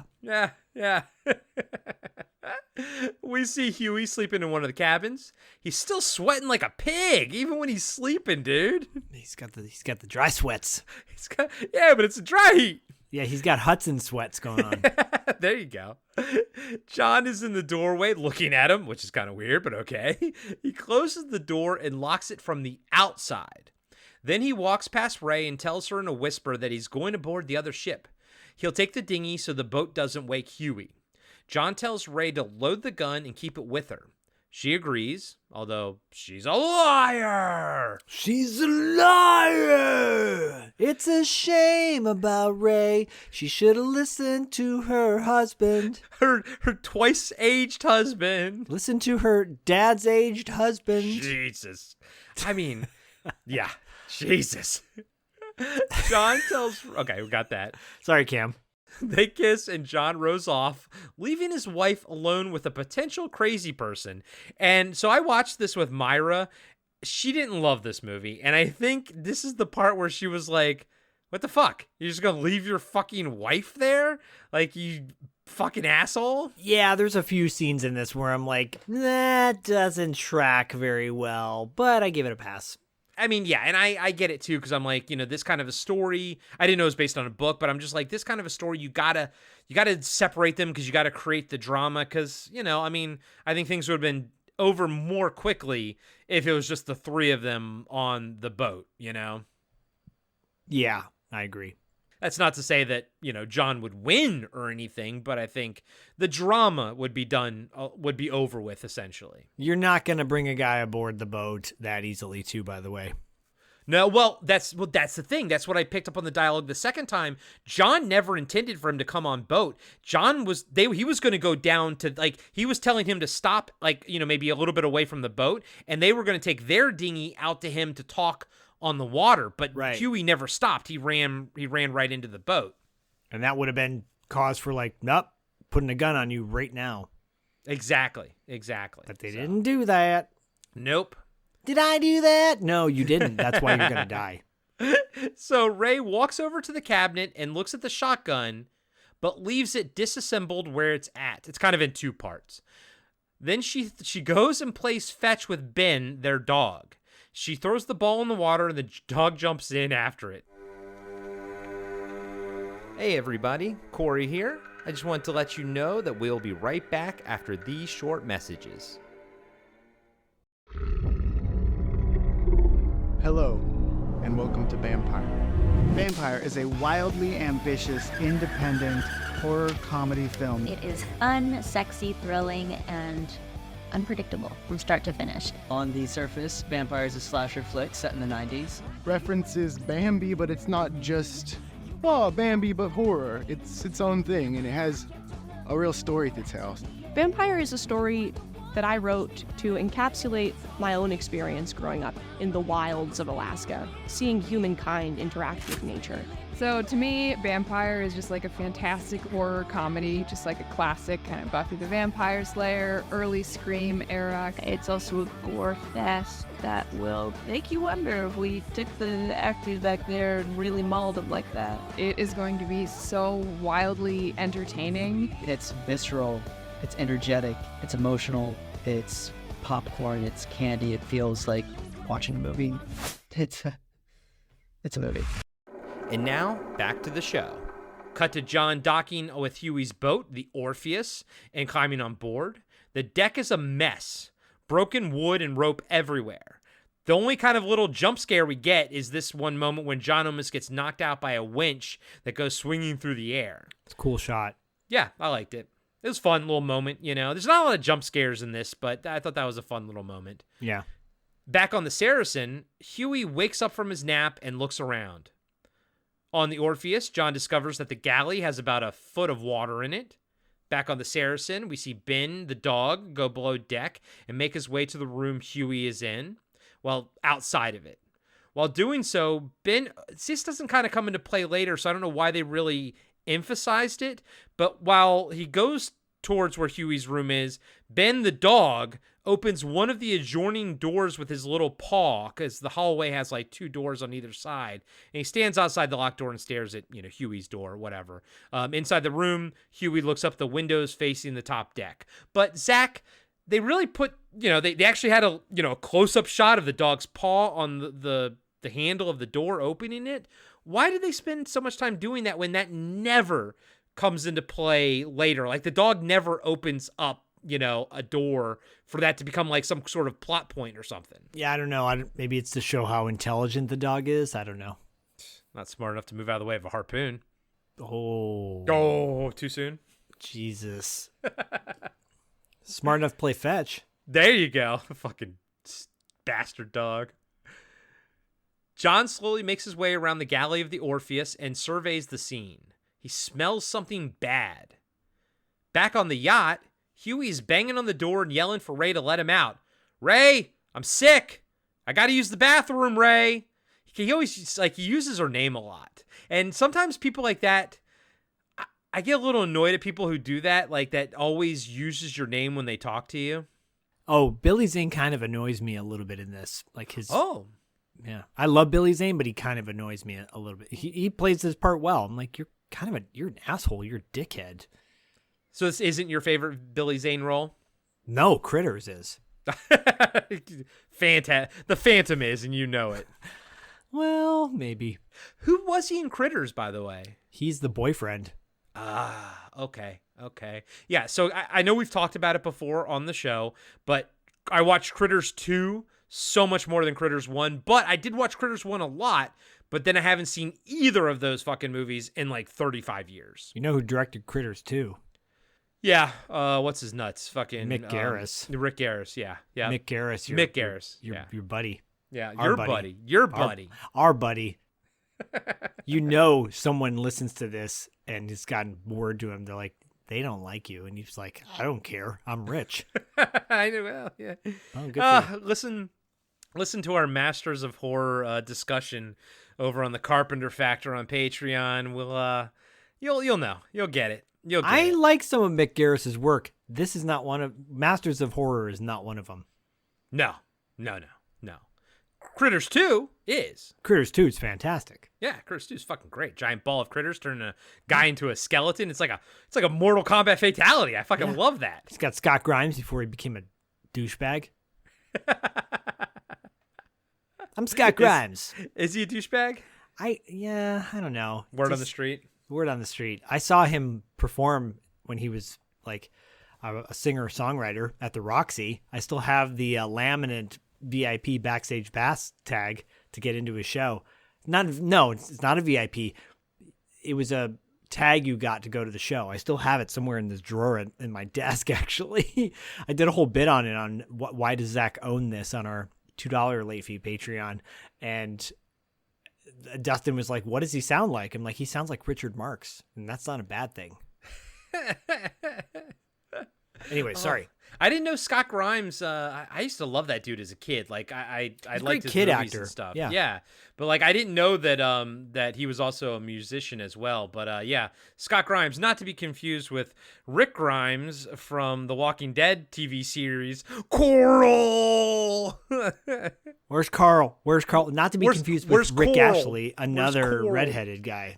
So yes, yeah. As a kid, I kind of got them, mixed up a little bit as a kid. I just was like going off on a rant about this, like Scott Grimes, Mackenzie Austin, the kid Beans Baxter, that kid, he's also in Mac and Me, like those kind of like reddish blonde haired looking dudes that like were on everyone had an actor like that on a sitcom. Give Me a Break had Mackenzie Austin, I think, or no. Was it Give Me a Break? Or, no, Facts of Life had Mackenzie Austin. That's right. Yeah. And Give Me a Break had Joey Lawrence, I think. But yeah. Anyways, that's a whole other conversation that we'll save for TV Obscura someday. Yeah, there you go. Go check out TV Obscura. So he's down there. He's saying he's got to go to the bathroom, but we see him sitting in the chair, not looking like he's sick or anything. But he says he's fine, essentially. He says he's nauseated, but yeah, we can see he's fine. Rhea is on the other side of the door listening to Huey yell. She goes back topside and starts the engine of the Saracen. As she pilots, my notes, I wrote it as drives, but okay. As she pilots the yacht towards John on the Orpheus, Huey jumps on the bed and opens one of the windows in the room. So it's those windows that are kind of like sort of on the ceiling because, this room is below deck, essentially. You mean skylights? Thank you. Jesus Christ, that was the word I was looking for. Skylights. My God. I was too busy fixated on Billy Zane, shirtless Billy Zane. You're like, is it pilot? Is it pilot? Is it drive? I think that's what I was more focused on. Captain's log. We have a note taker who can't decide whether it's pilot or drive. He's a really fucking idiot. He's a fucking moron. I'm William Shatner. I'm a fucking asshole. So I'm an asshole. Yeah. Yo. Cam's like, keep it going, guys. Keep it going. I like this energy. Can I say it? Can I say my favorite fucking line from that song? I park in handicapped spaces and watch handicapped people make handicapped faces. Wow. I'm not going to cut it, but I'm sorry, guys. I'm sorry. That was Dennis Leary, by the way. Dennis Leary wrote those lyrics, not me. Jerry Seinfeld just gave a commencement speech where he said we should, basically talking about cancel culture and how we can apologize for things, but accept it, and that's okay, Like he goes, I made some mistakes with the B movie. If people have a problem with that, I'm sorry. I mean, but it is what it is. I am of the belief that comedy should be allowed to make fun of anything and everything. I agree. I also think that you know your audience and don't be a dipshit. But the same thing is my belief is also, you can freedom of speech, you can say what you want to say, but you also have to accept the consequences for what you say. Take and accountability. The same thing is for comedy too. Like, you can make fun of anything you want to make fun of, but if you lose audience members because you're making fun of, like it's all allowed, but you have to accept what the consequence is of that joke. Right. Just like you have to accept the consequence of Billy Zane's butt later on in this movie. The consequence is my pants got tight. Whoa. I'm not going to lie. I got a bit of a man crush on Billy Zane in this movie. Wow. Well, he's all chiseled because he's malnourished. Yeah. And he's fucking 20. Yep. My God. And he wasn't eating Subway sandwiches. So he peeks through the skylight and he sees where they're heading and he says, shit. Cut to John making his way through shin-high water, exploring the Orpheus. Not to be confused with Shanghai. I don't even get it, but you've made me snort. He comes to a closed bulkhead door and sees blood coming out from behind it. John opens the metal door and is hit by a flood of water and chopped up body parts. We see a couple heads, arms, a female torso, full bush. John freaks out and runs back to the dinghy and starts rowing. He's like, get the fuck out of here. I don't blame him. Dude, that was some pretty gnarly body parts we saw. Yeah, so how did he keep all the water in there? And the thing is, like, we don't ever really know what Huey did did he just like go batshit crazy and chop everybody up? Like, is this a Shining scenario type of thing? I think so. I'll say that. Okay. Yeah, he snapped and literally chopped everybody up. Yeah. Okay. On the Saracen, we see Huey trying to force his way through the small window, a.k.a. skylight. Skylight. As Zach would call it, nerd. Captain's log. The narrator of this story thinks it's funny to make fun of a skylight. He's a fucking idiot. I like how you're sort of a mixture between Captain Kirk and Rod Sterling. Rod Sterling? Yeah, from Twilight Zone, right? Rod Sterling. Sterling. What did I say, Sterling? Yeah. How many drinks have you had tonight? Not as much as you've had caffeine. I know. I'm on fire. You Captain's are. log. The Captain's sarcastic log, son of a bitch is a moron as well. I'm surrounded by assholes. And I'm on fire right now. Baby! Oh, God. Jesus Christ. All right. So we see Huey doing his thing. We see Ray looking through the binoculars and seeing her husband rowing back. She increases her speed. Just then, Huey bursts through the window and into view between Ray and her husband. John sees that Huey is free and yells for Ray to jump. The crazed guest wrenches Ray away from the yacht's steering wheel, knocking her down. Ray tries to slow down the boat, but Huey pushes her away. The two of them fight over control of the vessel as John rows closer. We see Ray get punched and knocked out by Huey, and she falls half hanging over the edge of the boat. John gets ready to jump aboard as the dinghy gets closer, but he whiffs it and just jumps right into the water. It's the most ungraceful thing I've ever seen. Little bit comical, kind of funny. Yeah. Yeah, it's an intense scene, though, when, like, there's so much tension in this scene. I love it. Yeah, no, it's great. And, I mean, I do believe that that's what it would really look like if John tried to jump on the boat to grab a hold of it. Yeah. It just looks silly in movie form. Ah! He whiffs it completely. Underwater, the propeller blade of the Saracen cuts John's arm. When he breaches the surface, he yells again for Ray to jump, but we see she's unconscious. John must swim back to the dinghy as Huey captains the yacht away from his past. And there was a shot of when John's sort of like floating on the water, about to swim back, and he's like yelling for Ray, and it's like the shots from like underwater and looking up, and you see the blood and everything, and I was like, I immediately got like those, stick to your stomach type of thing. Yeah, I got Jaws vibes at that point. Yeah. But they didn't pull the trigger on the shark, which I think is smart. They would do that nowadays. Yeah, I think so. I agree with you on both accounts. I think it was smart to kind of give a little bit of the fear because it is there. They do exist, but not really do anything with it because it doesn't need to be that kind of a movie. Yeah. But there is a term for being afraid of like open water like this. And boy, I have it, buddy. I would never want to just be floating in open water. Ugh, don't even want to think about it. Oh, me neither, bud. Me neither. Captain's log. The narrator pees his pants at the idea of being alone. Maybe he shouldn't pilot a ship. There's a time jump and we see John aboard the Orpheus. He's watching the Saracen float away through binoculars. He then goes to the ship's steering wheel and compass. He tries to start the engine, but it won't turn over. John goes down to the engine room and finds it flooded almost to his waist. He starts the long, slow process of hand pumping the water out. There's a crossfade time lapse, and now the water is down to John's ankles. He keeps pumping. Man, that dude's got some stamina. He's got the stamina from having a 19-year-old wife.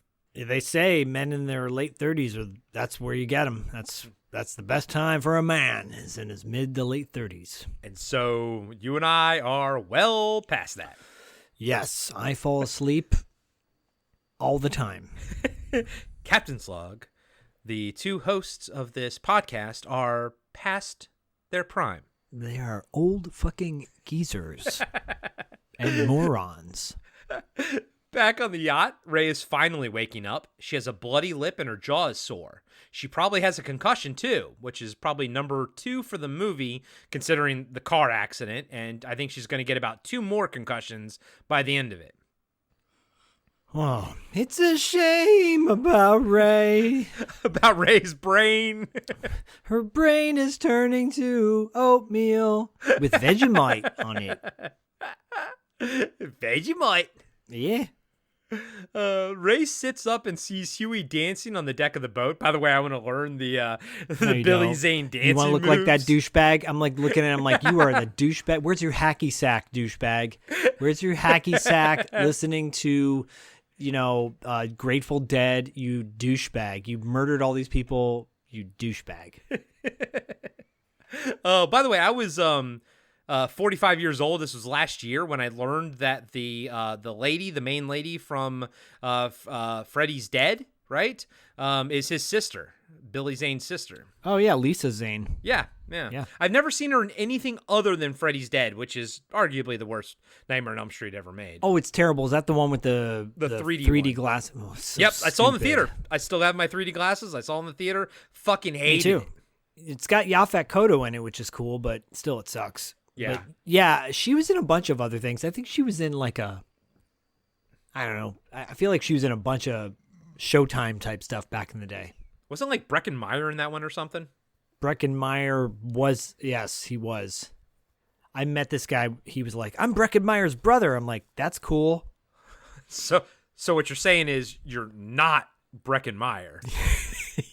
You're So not why the should I guy in care? Clueless. That movie I hate. I hate Clueless. I'm not a big fan. I'm not a big fan of that. I'm not a big fan of Can't Hardly Wait. No, man.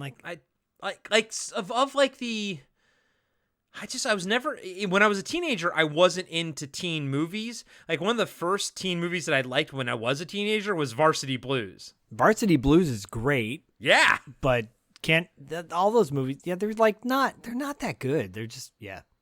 Look at us hating on stuff the whole episode. we're And we haters. literally, before we went on the air, we were talking about how we were like not like that, but we kind of are. We kind of are, but As long as we come to an agreement on it. yeah, that's all that We matters. don't hate on our friends' stuff. We just hate on everyone else's. By the way, Varsity Blues, best use of Thunderstruck, in my opinion. And My Hero by Oh, the Foo Fighters. Doom, Yeah. doom, doom, doom, doom. so good. Directed by Brian Robbins, who's like the head of Disney or Paramount now. Oh, okay. Yeah, I never knew who directed. I knew it was a MTV movie.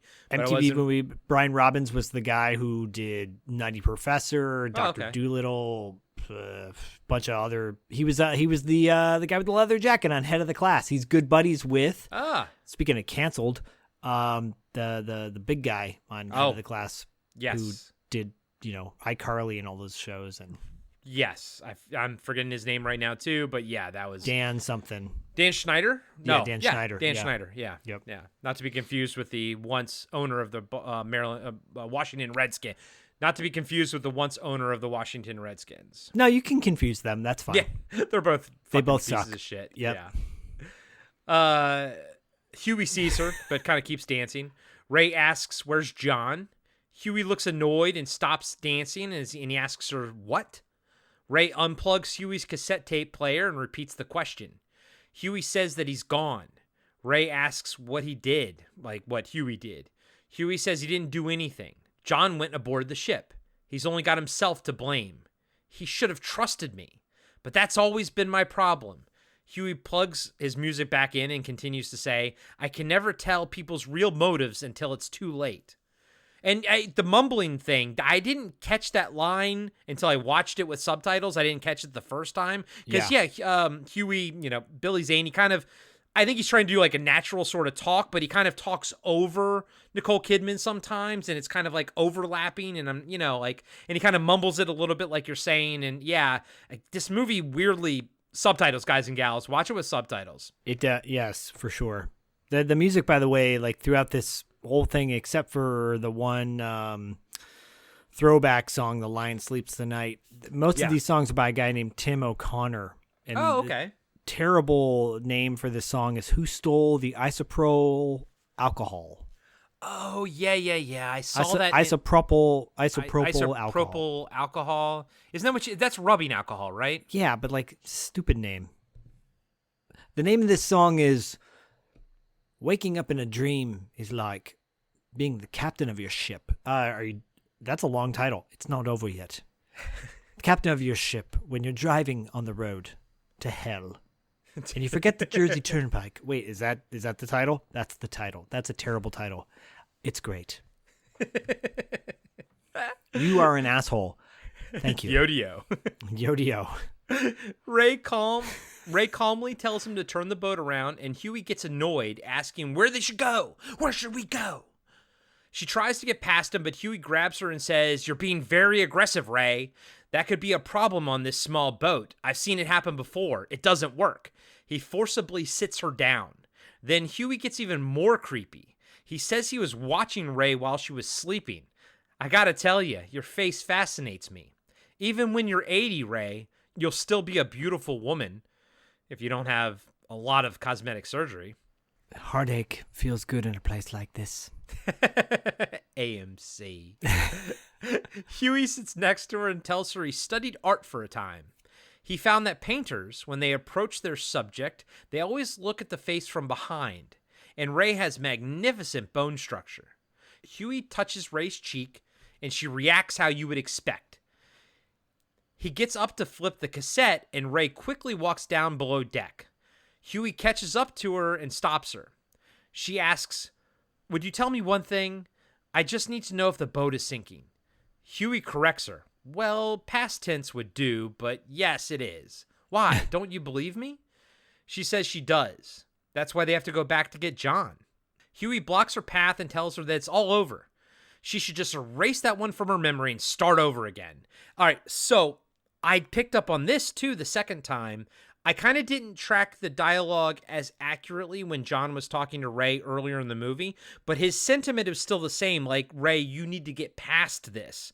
You need to, like, just forget. Not, I know he's not saying forget about Danny, but he wants her to get past it. And I noted that, all the men, according to this movie, all the men in Ray's life is telling her to just get over her problems and move past them. And I think there's something there about that, because Ray's, which is not a healthy thing to do, like, just in general, but that's how every man treats Ray. Just get past it. I'm the guy. Just get past whatever problems you have. But I like the movie's not saying that that's the right thing to do. I think the movie's on Ray's side, and it shows her that she's dealing with all of this trauma. But all the men are like, just get over it. Well, that's what men do. Men like don't figure their shit out, and it eats away at their soul, and women process things and are healed from it. Yeah, you and I grew up especially in a time where men were not allowed to express their feelings and everything like that. But I mean, I do like the fact that nowadays it is more acceptable for men to actually have feelings. Whereas, come on, buddy, you and I both grew up in the 80s. We were not allowed to feel anything. No, rub some dirt on it, son. Coach, I broke my dick. Rub some dirt on it. Yeah, just, your finger gets dislocated, pop it back in and move on, man. Fucking stop crying about it. Stop being a pussy. Right. Stop being Ray. Oh. But ironically, Ray's probably the most stable emotional person in the movie, because she's actually experiencing her emotions. Exactly. There's no going back, Ray. Ray asks about the other people on board. There wasn't any food poisoning, was there? Huey looks at her and says, "You want to do this now? They tried to kill me, Ray. They tried to suck the light out of me, if you can possibly grasp that concept." I think she can. After Danny died, I think she fucking can. Yeah. Ray tries reasoning with Huey that no one, wants to kill him, but it doesn't go well. "Say the words, Ray. I just imagined it." She says she meant there must have been some kind of mistake. Huey freaks out and says that the mistake is she thinks he's making it up. "You sound so much like them, Ray. It's scary." Now, they were trying to kill me. Do you understand? Ray, who's terrified and backed against a wall, tells Huey that she understands. He sits down on the galley table and watches Ray as she walks to her cabin and closes the hatch. So, I mean, Zach, we're about maybe about 30-ish minutes into the movie. I mean, we're into it now. Like, we know where he is, where he's standing, where, you know what I mean? Like, where everybody sort of stands right now. But it doesn't, like, there's going to still be some twists and turns coming, but, like, all the players are on their board. Their pieces that are there now. Oh, yeah, for sure. I think this is a scene where, like, it's a director's choice where he, like, looks directly into the camera while he's talking to her.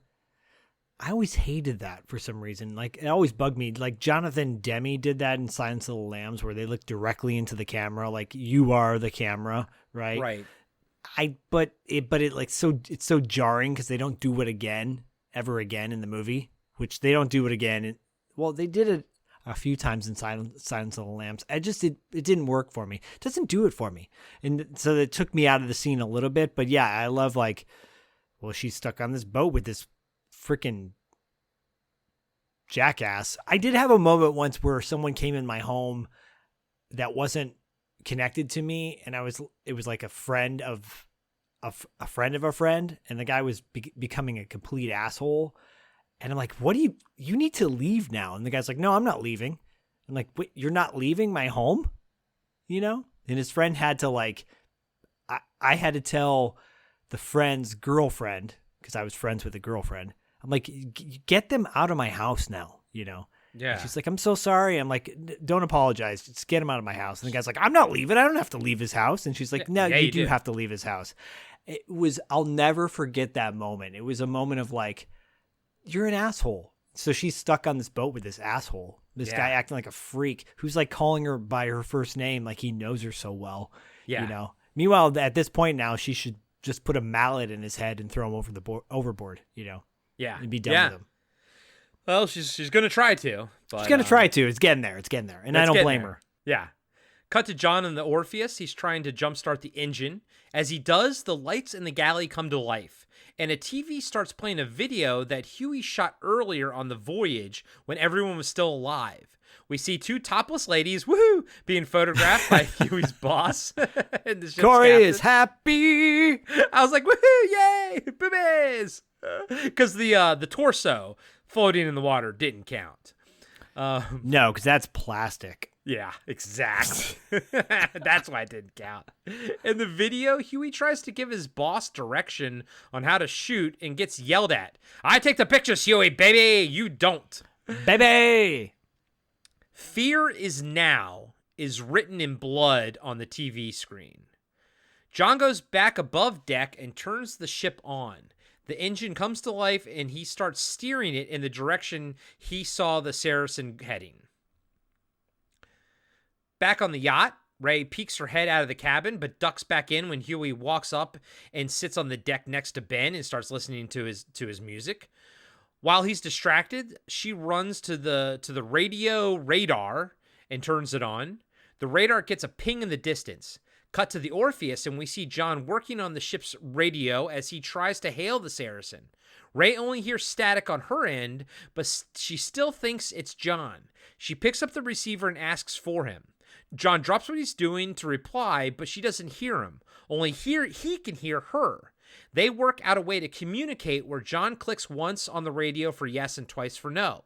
Ray asks if he's hurt, and he clicks twice for no. Then she asks if the boat is sinking, and again, John clicks no. She asks if he's following her, and he clicks once for yes. Ray asks if she should try and stop the boat, and John clicks yes. She says she'll figure it out and turns the radar radio off.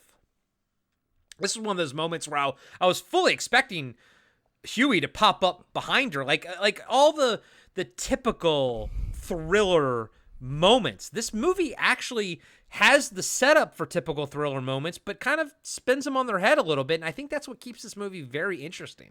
Yeah, nowadays that's what would have happened. Absolutely. She would have turned around, he'd be standing there, and then it would hold, you know. But we're not there in the timeline of writers kind of changing it up a little bit. I like this. That she's able to do all these things. This is the first time I've seen something like found footage on a TV, that adds to the plot of the movie. And it's cool because you're like, oh, I want to know what else is happening on this video. Well, we're going to hear and see what else happens on this video. But it's cool. It reminds me of, I know it's not the same thing, but we brought it up several times on this show, the Dawn of the Dead remake. Dawn of the Dead remake, the ending. I knew you were going to fucking say that. Every time. Every time. But I love it. I love seeing weird footage. Those VHS movies, not all of them are good, but some of the VHS movies are really good with the found footage stuff. So anyways, it's a cool little twist. And I don't know so much about the words that he wrote on the TV, if that really connects to anything relevant, but it's a cool look. Like aesthetically, it's creepy and some shit went down. And in a way, I'm like, oh, like Event Horizon, where everyone's losing their mind and hacking people up. It's kind of a similar vibe.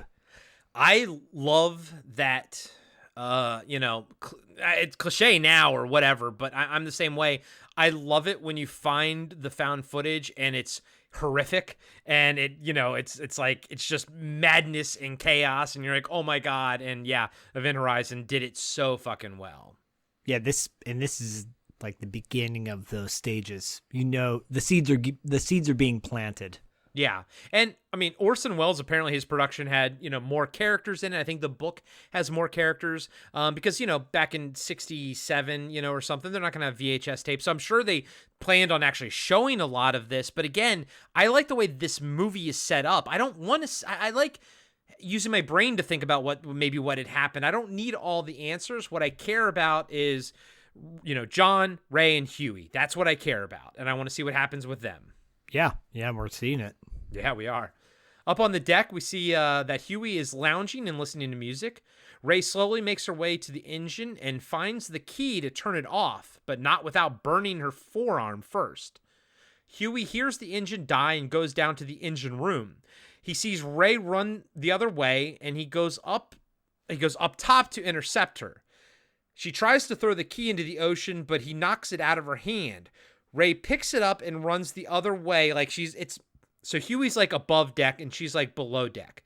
So Ray picks up the key and runs the other way, but she stops in the galley and her and Huey have like this like staring contest through the the windows and everything, and then him above deck and her below. Ray pretends she's going to run one way and dupes Huey, so she pops out the other side and throws the key into the ocean. Unfortunately, the key has one of those floaty things on it that, most boat keys do, and they're usually yellow, but this one's orange, but it floats so it doesn't, sink. And also, Ben thinks the key is a toy and jumps into the ocean after it. So I kind of saw that coming like a mile away. Yeah, yes. What I like about this movie and the scene, the boat's not very big, but the director does a good job of making you feel like there's passageways that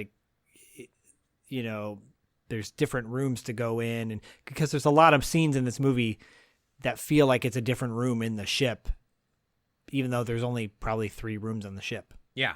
No, but it also never feels like they're cheating. You know what I mean? Like it always feels like it's accurate, but it's you're right. They do a great job of filming this yacht. Yes.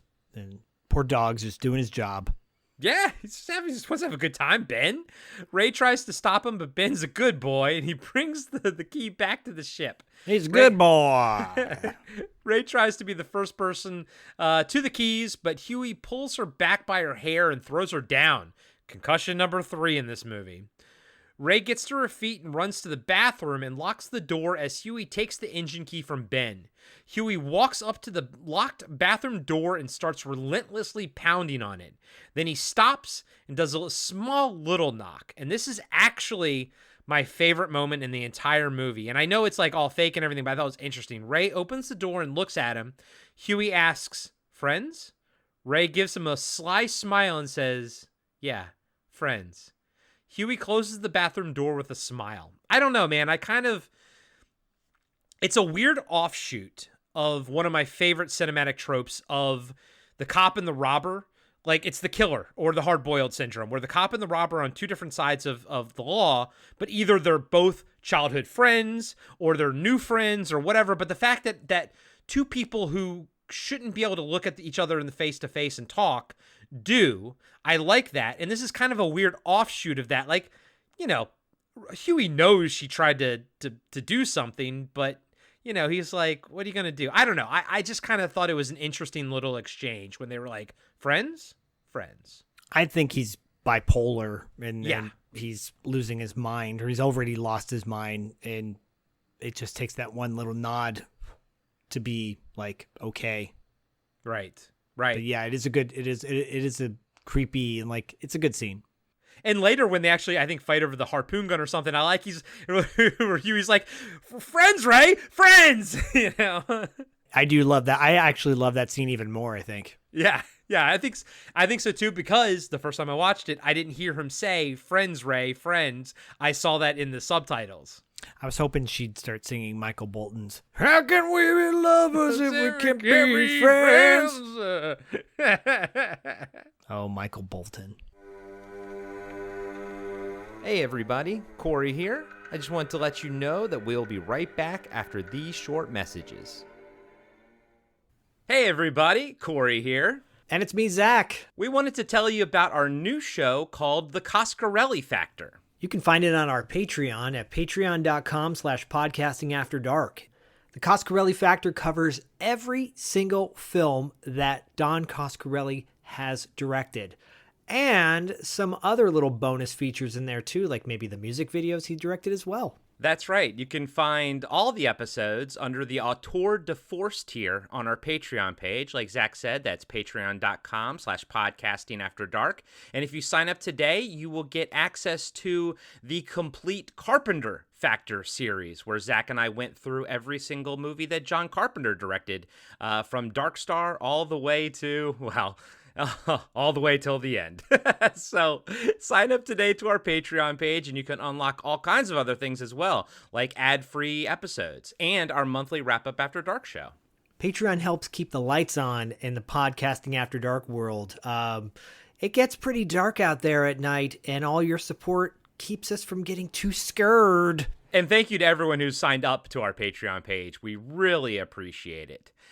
And as always, we'll catch you on the dark side. And now, back to the show. Cut to the deck of the Orpheus, and we see a storm is approaching. John is down below in the galley plotting his course while the home video keeps playing.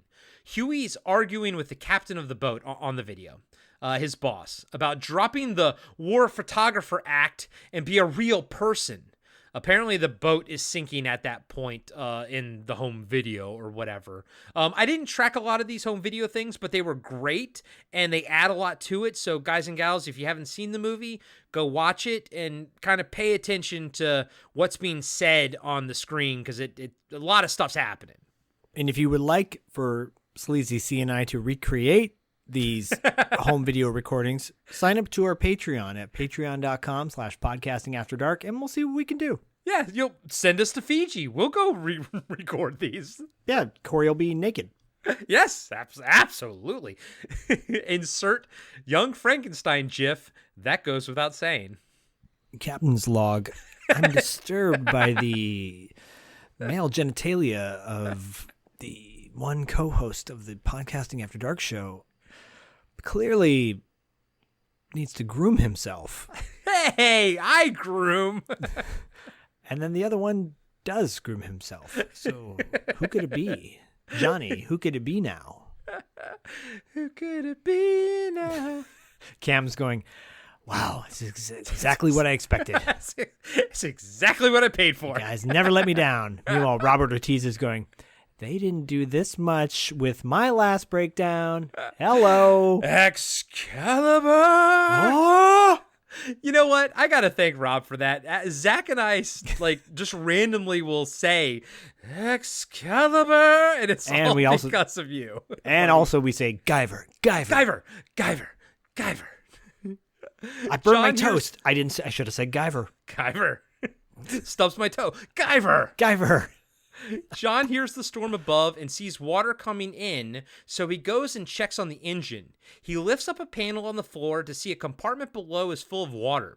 He swims down with a knife to check the hull of the ship by poking it with the sharp object. Down there, he finds the body of the captain submerged below. I think his name was Russell, right? Yes. John swims back up to the engine room and hears Ray calling for him on the radio. John answers her with a click. Ray starts telling him. I love how she's like, well, I tried to do this and that. He's like, no. He starts like frantically clicking. He's like, I don't have time for this, Ray. Click. Yeah. She's like, so tell me about your day. Tell me about your that day. was the most, as a married person, that was the most accurate portrayal I've seen. Wow. No, I'm just kidding. I love my wife. As a married person, that is the complete opposite. No, I'm kidding. Captain's Log, one of the co-hosts for Podcasting After Dark, may get a divorce in the future if his wife hears this. She knows, Ray knows he's in trouble because like he frantically clicks the receiver. She asks if the boat is sinking, and he clicks once for yes. Ray and John determined he has about 6 hours left before the Orpheus goes down. That was kind of a weird little back and forth. I didn't need that. She was like, 2 hours? He's like, no. She's like, 4 hours? He's like, no. 6 hours? He's like, yeah. And I'm like, first off, how does he know like that kind of like, I know that they have to kind of put a time on things to give it like a bit of a ticking clock, but yeah. I had the ticking clock when he said it was sinking. Like, I don't need a time frame on it. 25 years of experience. Yeah, true. Good. You know what? You're right. You're fucking right. He knows it's 6 hours because 25 years out on the sea, he knows. Right. You're right. She says she'll be there by sunset. John hears this as the home movie comes to a violent climax in the background. Then the power goes out on the Orpheus. Ray tries to reach John on the radio, but there's no reply. We see Huey looking out over the ocean at the horizon. Then he walks below deck to see Ray crying in the galley. He slowly brushes her hair back, then kisses her hand and puts it behind his head, like her hand behind his head. Huey forces Ray to hug him, then kiss him. All of this is uncomfortable. Yes. Huey takes Ray by the hand and leads her to a hallway between the cabins. He lays on his back and pulls her down on top of him. Huey takes off Ray's top, then rips her shorts apart, and apparently that was just Billy Zane's freakish strength right there. I mean, not gonna lie, it's pretty hot. Not gonna lie, it is. They start kissing, but she says she has to go to the bathroom first. Ray puts on a robe and quickly makes her way to the cabinet the disassembled shotgun is in above deck. She quickly puts it together, but has to hide it when she hears a naked Huey looking for her. This is when you see Billy Zane's perfect ass. Great ass! He's got a great ass! But he probably smells disgusting because he hasn't showered and it's like he's all stinky and like. You're right. He actually has not showered. Good point, dude. Ugh. I mean, I shower every day, man. I know you're like not supposed to like wash your hair every day or whatever, but like, man, and I know it's like actually technically maybe not the best for you to also like shower every day, but man, I am one of those people that I have to shower every single day. Yeah. And if you got all that, and he's got those meaty, hairy armpits. Oh, yeah. hanging on. But he smells like he's been hanging out in a Grateful Dead concert. Dude, people like are like, again with the Grateful Dead under his arms. Yeah. Ugh, gross. What's worse, body odor or cologne? I think it depends on the body odor, and yeah, it depends on either of the smells. Like either can be bad, and actually either can be pleasant as well. No, I'm saying like, what would you rather have? Invasive body odor smell in front of you, or bad cologne? What would you rather? Well, the worst is when you have the invasive body odor, but then you put the cologne on top of it, and then you smell the body odor through the cologne, and it becomes a hodgepodge of death. Oh, I'm gonna take cologne every day over body odor. Oh yeah, you're at the gym and you're just like hot. Yeah. Oh yeah, you go to the gym. I go to our apartment's gym, so no one's ever in there. You go to an actual like 24-hour fitness type of thing. Yeah, this guy it's disgusting. God, Jesus. Yeah. Captain's log. One co-host has severe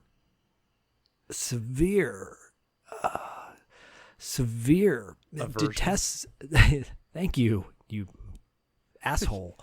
Severe aversion to body odor, and the other is just an asshole. I thought you were referring to yourself as the asshole. I was the asshole this whole time. Me. This is Captain Asshole coming in. God damn it. God damn it. So she quickly has to kind of shove the shotgun away. And then she grabs a pack of cigarettes and she says, for later. Huey starts to say that she read his mind, but Ray cuts him off with a kiss. Ooh. The both of them go back to one of the cabins and have sex. Ooh. Then Ben starts watching Huey, and Huey tells him to go away before he finishes inside Ray. Oh. I mean, what if she gets pregnant, dude? Oh. Now, that's the stinger ending they should have added. Like, 9 months later, whose kid is this? Oh, man. Dun, dun, dun, dun, dun, dun, dun, dun, dun, dun, dun, dun, dun. Woo. Oh, my gosh. Oh my gosh. Oh no. Oh. It's your mom. Your mom. Oh, Zachy. Like, oh no. This movie is very dark. Did you see this with your mom?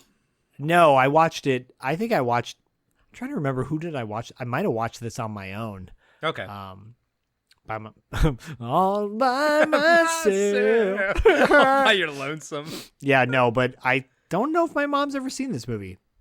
Oh. It was kind of an under the radar film, I think, because even though Warner Brothers released it, it still had like an indie vibe about it.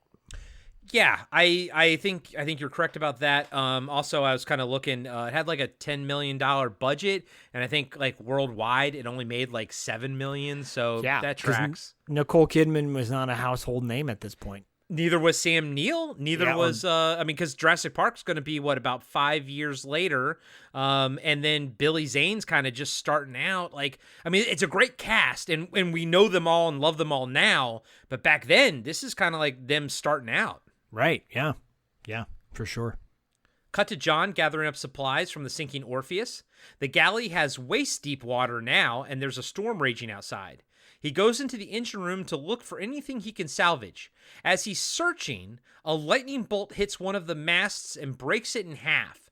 The large piece of wood falls through the upper deck and crashes through the bulkhead. I don't know. Crashes through and kind of pins the engine door shut from the outside. John tries desperately to open the door, but it won't budge. He frantically looks around the room but can't find another way out. Sucks to be him. Prophetic.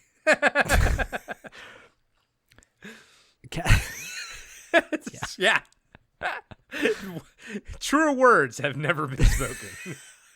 Sucks to be John. Sorry. I was waiting for something like profound, and you just look up and you go, "Sucks to be him." I mean, yeah. Captain's log. Sucks to be John. And Corey's an asshole. And still, the co-host is an asshole. Back on the Saracen, Huey gets dressed while Ray sits on the side of the bed staring out into space. She gets up to make herself a drink in the contemplating galley. killing herself. Dude, this is dark when you think about it, man. Yep. She gets up to make herself a drink in the galley. She looks like she's about to do something, but Huey comes up behind her to help her cut a lemon. He says that it's great that they get to sail around the South, just the two of them. The South Pacific, just the two of them. Ray puts up a good act, but you can tell she's uncomfortable. But also, maybe she has a plan. And yeah, to your point, Huey, man, like, he's just like, look at us. We're the best. He has to be, I'm sure somebody could diagnose, the character, some psychologist could diagnose what it, right. But it's like, it seems to be some sort of chemical imbalance. Yeah, clearly. And maybe the backstory is he didn't bring his meds with him on the trip or something, Yeah, I mean, I knew a kid once that was bipolar who hooked up with the wrong crowd, and they're like, you don't need to take meds anymore, man. It's all, you just live off the land and eat fucking goji berries and you'll be fine. And next thing you know, he fell off the deep end.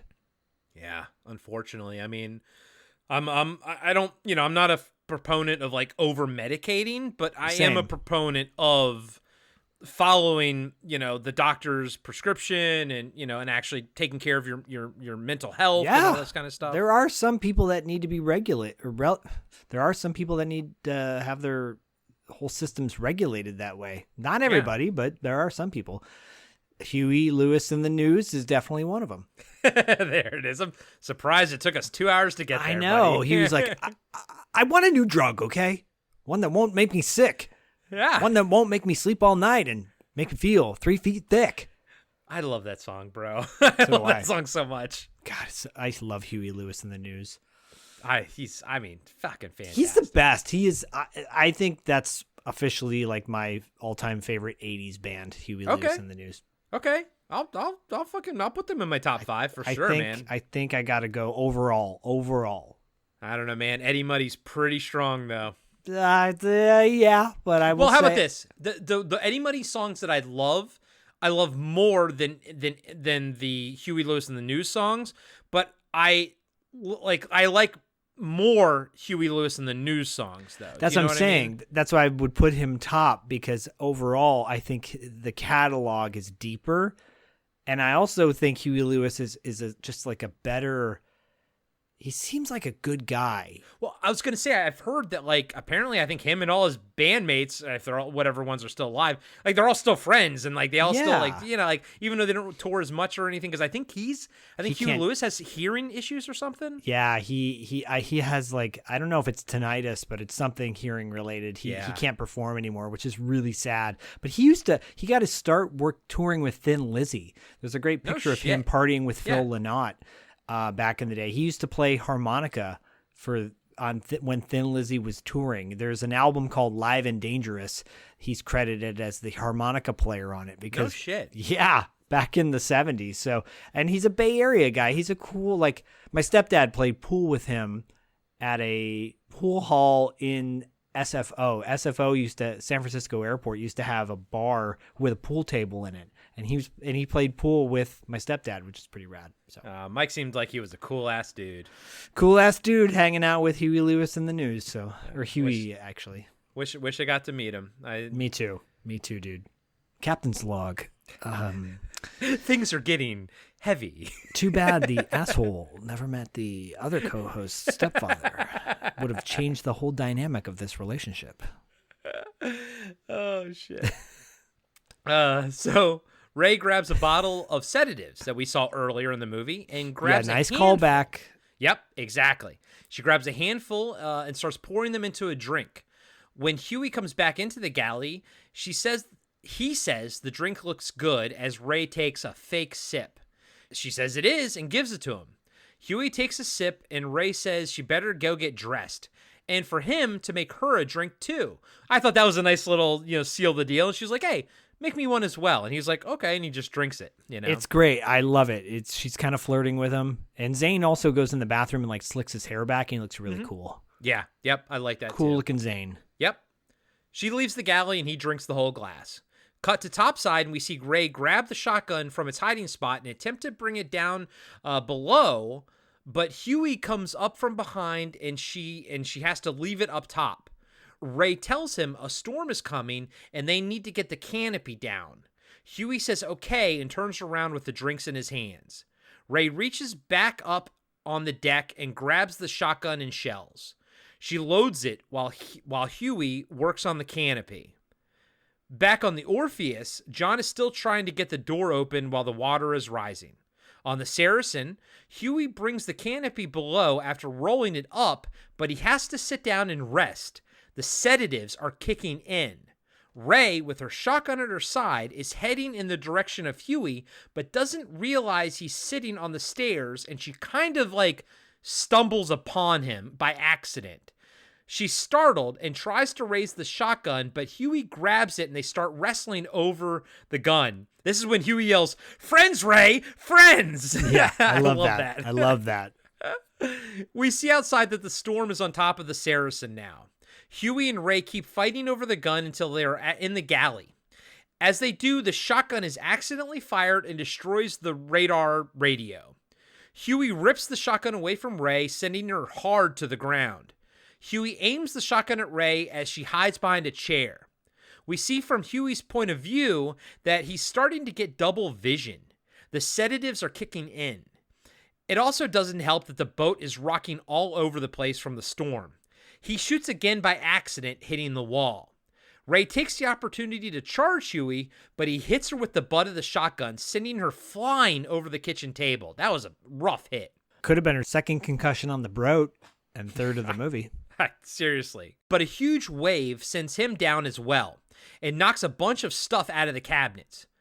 One of which is a harpoon gun that lands right in front of Ray. She picks it up and goes running through the ship with Huey on her tail. She hits him in the stomach, then runs into her cabin and locks the door from inside. She shoots the harpoon through the door as Huey is trying to break through it.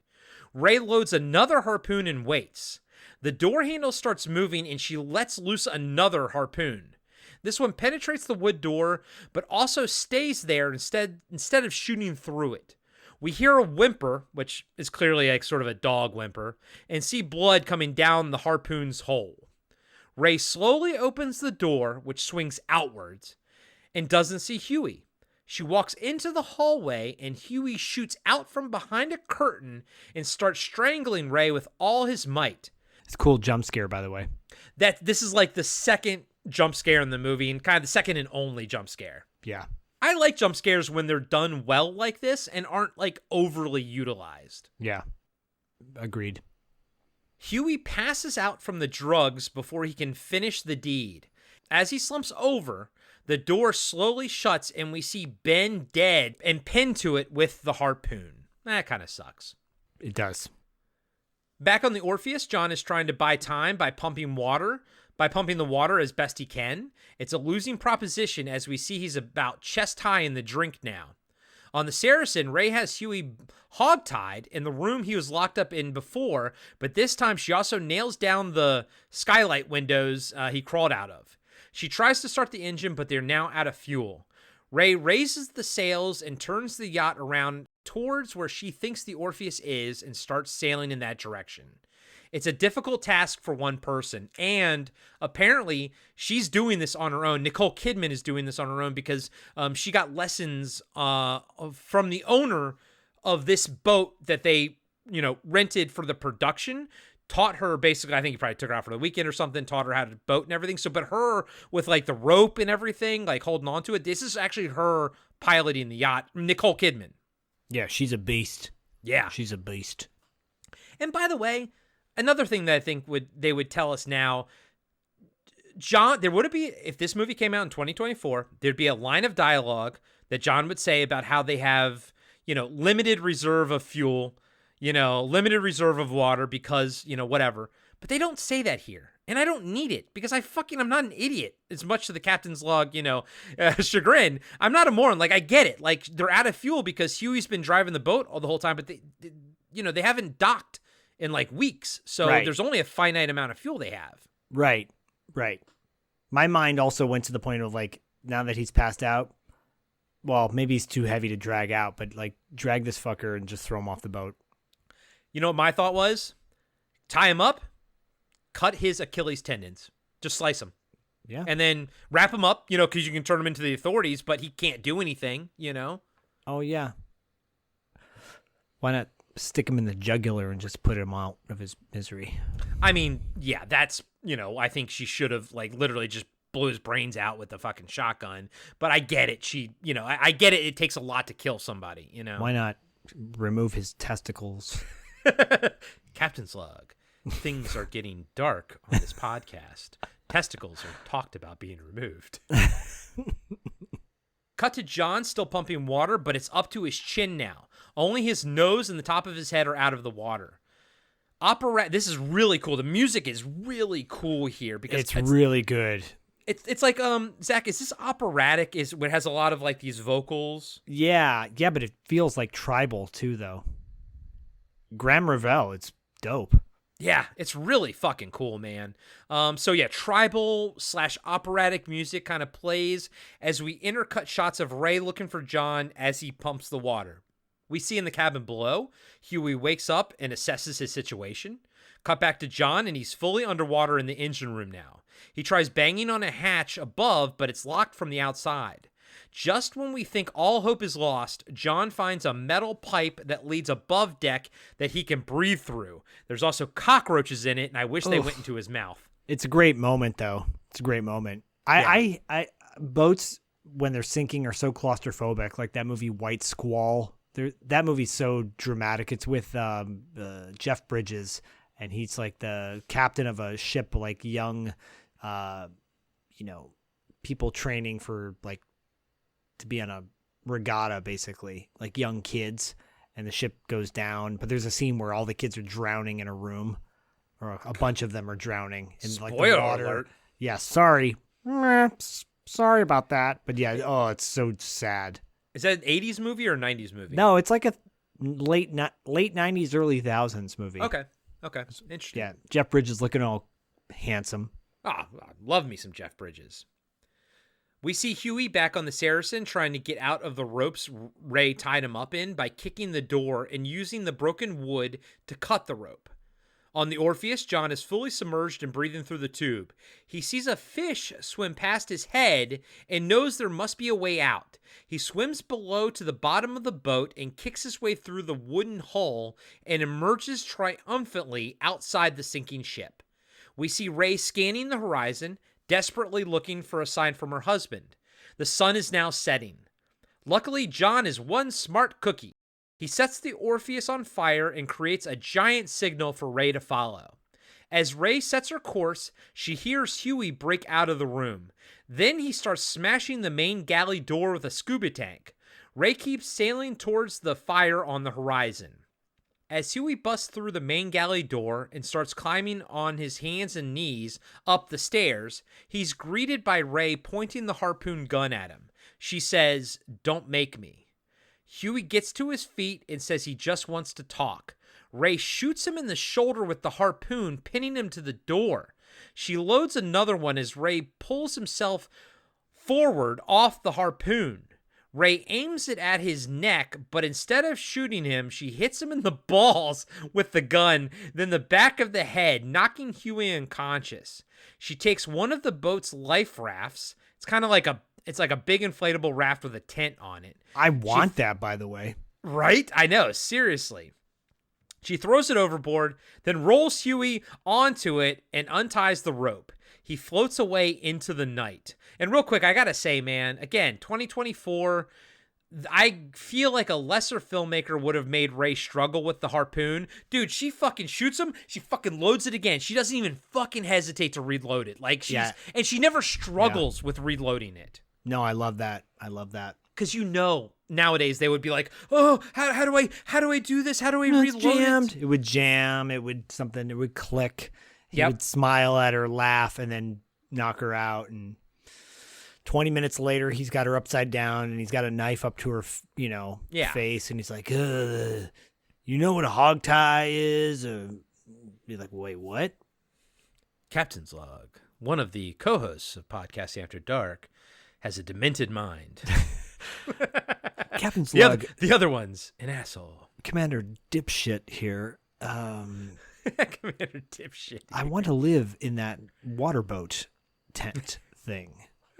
It's really cool. So Huey floats away into the night. Into the night, I pick you up. Great song. Great fucking It's a song. great song. It's just horrible that, the Robert Tepper was like the co-writer of that song. He does that. There's no easy way out. Mm-hmm. There's no shortcut home. Yeah. So he does a version of it somewhere. And he's like, yeah, we didn't. No, when we wrote that song, it had nothing to do with the fact that, it's not inappropriate. 16-year-old. We were trying to like help her out. I'm like, yeah, right. Nah, dude. Nah, bro. No. Nope. Just stop talking. Right now. Captain's log. Learn to shut the fuck up. Ray looks out at the horizon, but the Orpheus has gone to Davy Jones's locker and the fire with it. Everything is pitch black now. It sank fast, by the way. Yeah. Ray fires a flare into the sky and sees John on a makeshift wooden raft. She sails towards him and holds out her arm. John grabs it as the Saracen flies past and he's pulled on board. Badass scene, by the way. Yep. It's cool because it's all shot. It's shot really well. You Yeah. literally see her hold on to him. She's got to be strong as hell. And he's able to like kind of grab onto the boat and pull himself up. It's really cool. And, I mean, I'm glad we called out the editor, man, because the editing in this movie is fantastic. Oh, it's great. It's great. So, yeah, like you said, yep, he's up on board.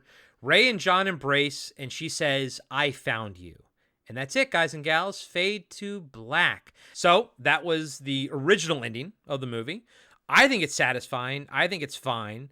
The producers, they know a thing or two about movies, I'd say. Yeah. They thought that it would be a little bit unsatisfying for audience members and a bit ambiguous on whether Huey's alive or dead. So this other ending is tacked on, and I'm not going to lie, I watched this movie without reading anything, and I 100% could tell right away that this ending is now tacked on and like shot later and everything, you know? It's obvious. I mean, honestly, like, I understand why she didn't put him in the raft and then cut it loose and let it drift, because they're supposed to show that she has like this moral compass and that she's not an evil person, you know? Yeah. But still, I would have cut it loose and let it drift. I would have let it drift away. Oh, give me the beat, boys, beat my soul. Wanna get lost in the rock and roll while Huey's drifting away. Captain's log. They sing way too much on this podcast. Captain's log, Cam Sully is losing his fucking mind. Fade into the ending. The studio forced the director to tack on at the end. Obvi. We see the Saracen coming upon the raft Huey was in. John uses a hook to bring it to the boat, but no one is in it. Ray grabs 2 flares and shoots them into the raft, deflating it. By the way, these flares, it's not a flare gun. It's something where you pull a string and sort of pop the flare out of the back. As the yacht sails away, we see Huey's bloody handprint on the side of the boat and a rope dangling into the water. Later that day, we see Ray swimming in the ocean. Then John starts to wash her hair on the top deck with fresh water. The kettle goes off in the galley, and John goes down to get it, leaving Ray with soap in her hair. The camera stays on her, and we hear the kettle turn off. Just then, a pair of bloody hands come into frame and start washing Ray's hair. She thinks it's John until Huey starts strangling her with a towel. He puts his hand over Ray's mouth so she doesn't scream. John comes up from the galley with a full meal prepared, but drops the tray when he sees the 2 silhouettes fighting through the sail. He quickly grabs one of the flares and aims it at Huey's head and fires through the canopy. We see through the hole in the sail that the flare is in Huey's mouth. It explodes through the back of his head and he falls into the ocean dead. John runs to Ray's side and they hug as they watch Huey's dead body float away. Fade to black and credits. And while I thought the original ending was satisfying, this is awesome. I mean, I do love this. It's a very satisfying ending. There's a lot that you could not a lot, but there are some things that you could nitpick at this. Like they would be checking on the boat at night. You know, they wouldn't just let it go and be like, oh, they're not even thinking about it. Like they wouldn't just be so laissez-faire about that. It does seem a little fantasy-esque at the end, but the payoff with him killing him the way he does is really fantastic. It makes for a great end scene. I would have just preferred it to be in the moment when she picks when she picks her husband off of the boat and suddenly he's back on the boat. Like keep it all contained to that original climax. Yeah, versus this kind of like, you know, post. It's like an epilogue. Yeah, exactly. You know, like that scene where, God, what comedy is that where like they're on the beach? Oh, it's Ford Fairlane at the end with the with the what is it, the panda bear or the koala? Yeah, the koala. The koala. I thought we having killed the pina fucking coladas. koala on the boat. Yeah, when they're on the boat. Yeah. It's the final scene of Ford Fairlane where they're on the beach drinking the pina coladas, but then out of nowhere, it would be like David Patrick Kelly's character, the sleazeball, Sam the sleazeball or whatever, coming out and with trying to kill them. Yeah. Choking Lauren Holly, and then suddenly, Dice Ford Fairlane brings his gun out of his shirt or whatever and blasts him, and he's dead. So what you're saying is that Ford Fairlane is a better movie than Dead Calm? Yes. But I agree. I'm saying that maybe that's the guys who made Ford Fairlane saw this, Rennie Harlan, and he's like, saw Dead Calm, and he's like, well, let's take that ending and just twist it a little bit. So final thoughts, buddy, on Dead Calm? Oh, on Dead Calm. On the Dead Calm that we have, not the... Sorry. Yeah, it's so good. It's such an underrated thriller from the 80s. It's still in the 80s. And I love this. I love you, Cam. You're so good at really thinking about all of you patrons who've brought movies to the table. Really take into account what works, like what our interests are. And then if you pick something that's totally outside of what we normally do, it's surprisingly really good, like Knockabout, for example, which Paulette did. But Cam, man, you picked another movie that you're like, well, it's got nudity, Corey, check. It's got the 80s, Zach, check. It's a thriller, that's my own personal check. So, it's got a great gore scene at the end, that's Corey and Zach, check. So it was really fun to revisit and rewatch and have a good breakdown chat with. And also one of our shorter episodes, but that's not a bad thing. It's a shorter episode because there was a lot less to cover. Yeah, I mean, there's not a lot of dialogue. I tracked pretty much everything. It's a tight movie, Zach. It's a very fucking tight film. It is a tight film, and even if a movie has a lot of dialogue, we try to condense it, and we're doing that as we're moving forward, trying to make it as the ever evolving podcast that we do on the show. And but yeah, no, I loved revisiting the ride, and I didn't get motion sick, so there you go. And I loved seeing it for the first time. Like I said, the movie poster for this film has lived in my brain rent-free since 1989. So almost my entire life. I can remember the room, the carpet that I was laying in when I read comics and was like, why is there this Dead Calm? I got Megaforce. I understood why Megaforce ads were in the comics. I didn't understand why this ad was in the comics. Later on, I would understand, Darkman. That makes sense. Yeah, put a Darkman ad in there. But why Dead Calm? And I still want to know. I still want to talk to the advertising exec that okayed the budget, the comic book budget for Dead Calm. I'm like, what is happening here? Where we're going to make a lot of money on this movie?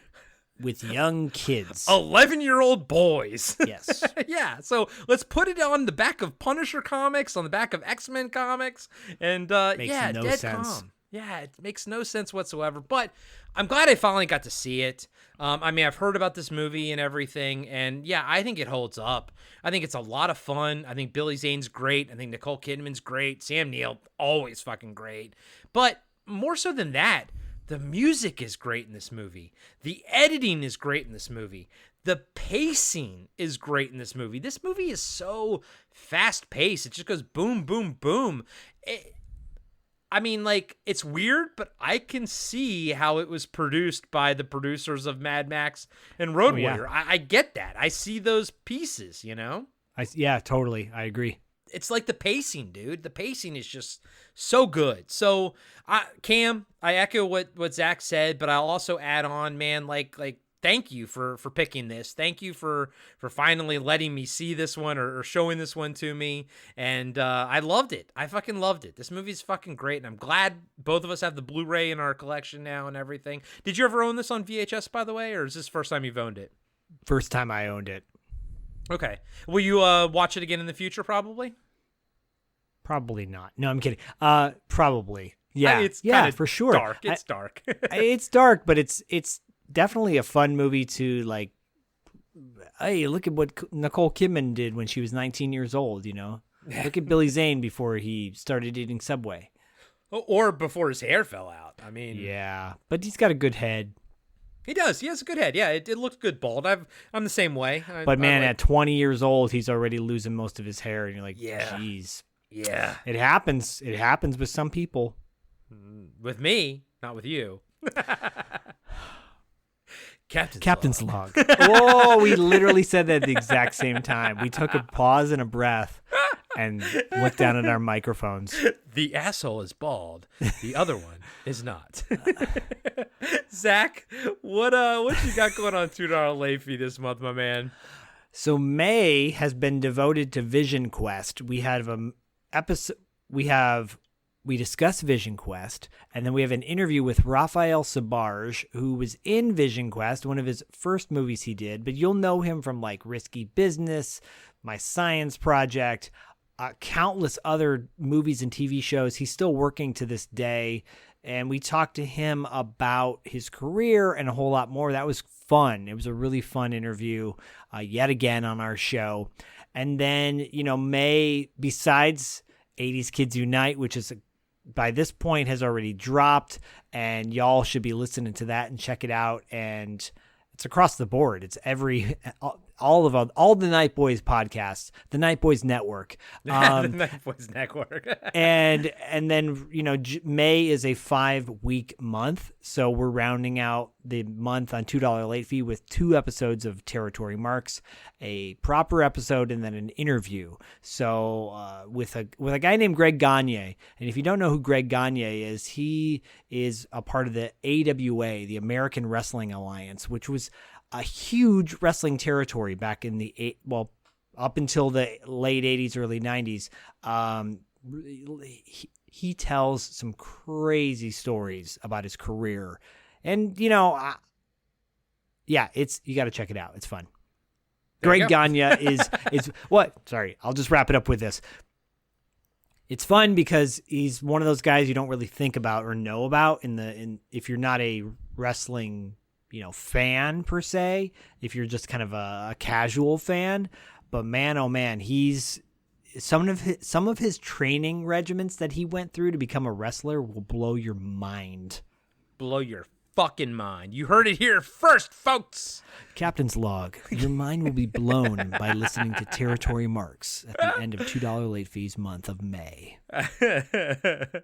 Well, as a fan of both shows, I think you guys are doing great over there.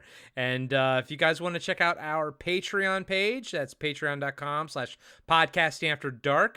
On the Auteur de Force tier, Zach and I just dropped our review of Phantasm because we are going through Don Coscarelli's entire filmography. So, we started with Jim the World's Greatest, and then we went and watched Kenny and Company. Now we're on to Phantasm, and next month it'll be Beastmaster. But if you sign up today to the Auteur de Force tier, you will also unlock the entire Carpenter Factor, where Zach and I went through every episode of every movie John Carpenter made, starting with Dark Star and ending with not The Ward, but that Suburban Screams episode. Well, we should just say it ends with The Ward, but it ended with They Live, guys. It ended with They Live. But it did not end with Carpenter on his couch directing a movie, probably smoking weed and playing video games at the same time. Yeah, but we did it all, guys. We did it for you. We went through every single fucking piece of content, be it a TV show or a movie, that John Carpenter directed. So we did it for you all, the highs and the lows. The very lows. The lows. But now we're on to Don Coscarelli, and it is it's a hoot so far, and I'm excited to do Beastmaster. I'm excited to get into John Dies at the end. I'm excited for more Phantasm stuff. So it's pretty awesome. So go check that out. You also unlock ad-free versions of every episode, as well as Wrap Up After Dark, bonus videos, episodes. Like Zach and I will still put out some just bonus stuff here and there, but what you're signing up for is the Auteur de Force and everything. So come support us. Check us out. We have a great time over there, and it helps keep the lights on and on the podcast. And of course, 80s Kids Unite, that show, it's powered by our Patreon members. It's powered by ours and $2 late fees Patreon members. So patrons to either shows, you don't have to be signed up to both, Well, we know a lot of you are, but patrons to either of these shows can leave suggestions for us to discuss. So this month, you just heard, we talked about G.I. Joe, our favorite and least favorite G.I. Joe and Cobra action figures, and that was suggested by Patreon member Lee Germani. So Lee, thank you for that one. It was a great episode, and you guys can suggest them as well. So go check all those out. Go check out $2 Late Fees Patreon as well. A lot of good shit's going on over there. I'm over there. I'm on the Tales from the Video Store over on $2 Late Fees Patreon. So all kinds of fucking great content on both podcasts. And yeah, man, it's awesome shit. And again, thank you, Cam. Go check out the Jacked Up Review Show podcast. Cam's a great dude. He puts on a great show. He's been on our show. We've been on his shows. And thank you again, Cam, for Dead Calm. Frickin' loved it, man. Thank you again. Yeah, it's good stuff. Thanks, Cam. And as always, Captain's log. This captain finally doesn't have to deal with these two idiots anymore and their shaven balls, because I'll catch you all on the dark side.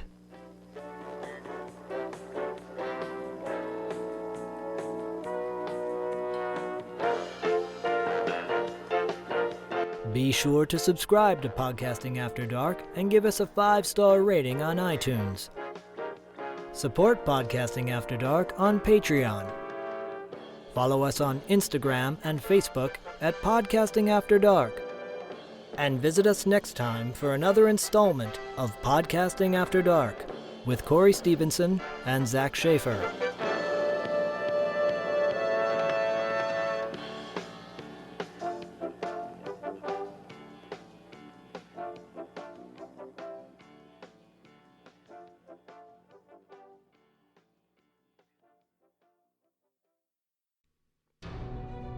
In a world that has been completely divided for so long, two movie fans have decided to unite for the people and the betterment of mankind. One, an action movie buff. The other, a horror movie fanatic. Together, they will try to bridge the gap of both genres into one podcast with their battle cry, "Give me back my action and horror movies." Listen along as Charlie and Nate alternate each week talking about action and horror movies they cherish, mostly from the VHS era. Also, including some modern examples that felt like the movies they grew up with by answering the battle cry, "Give me back my action and horror movies." Available wherever you listen to podcasts. Look them up on Facebook and Instagram.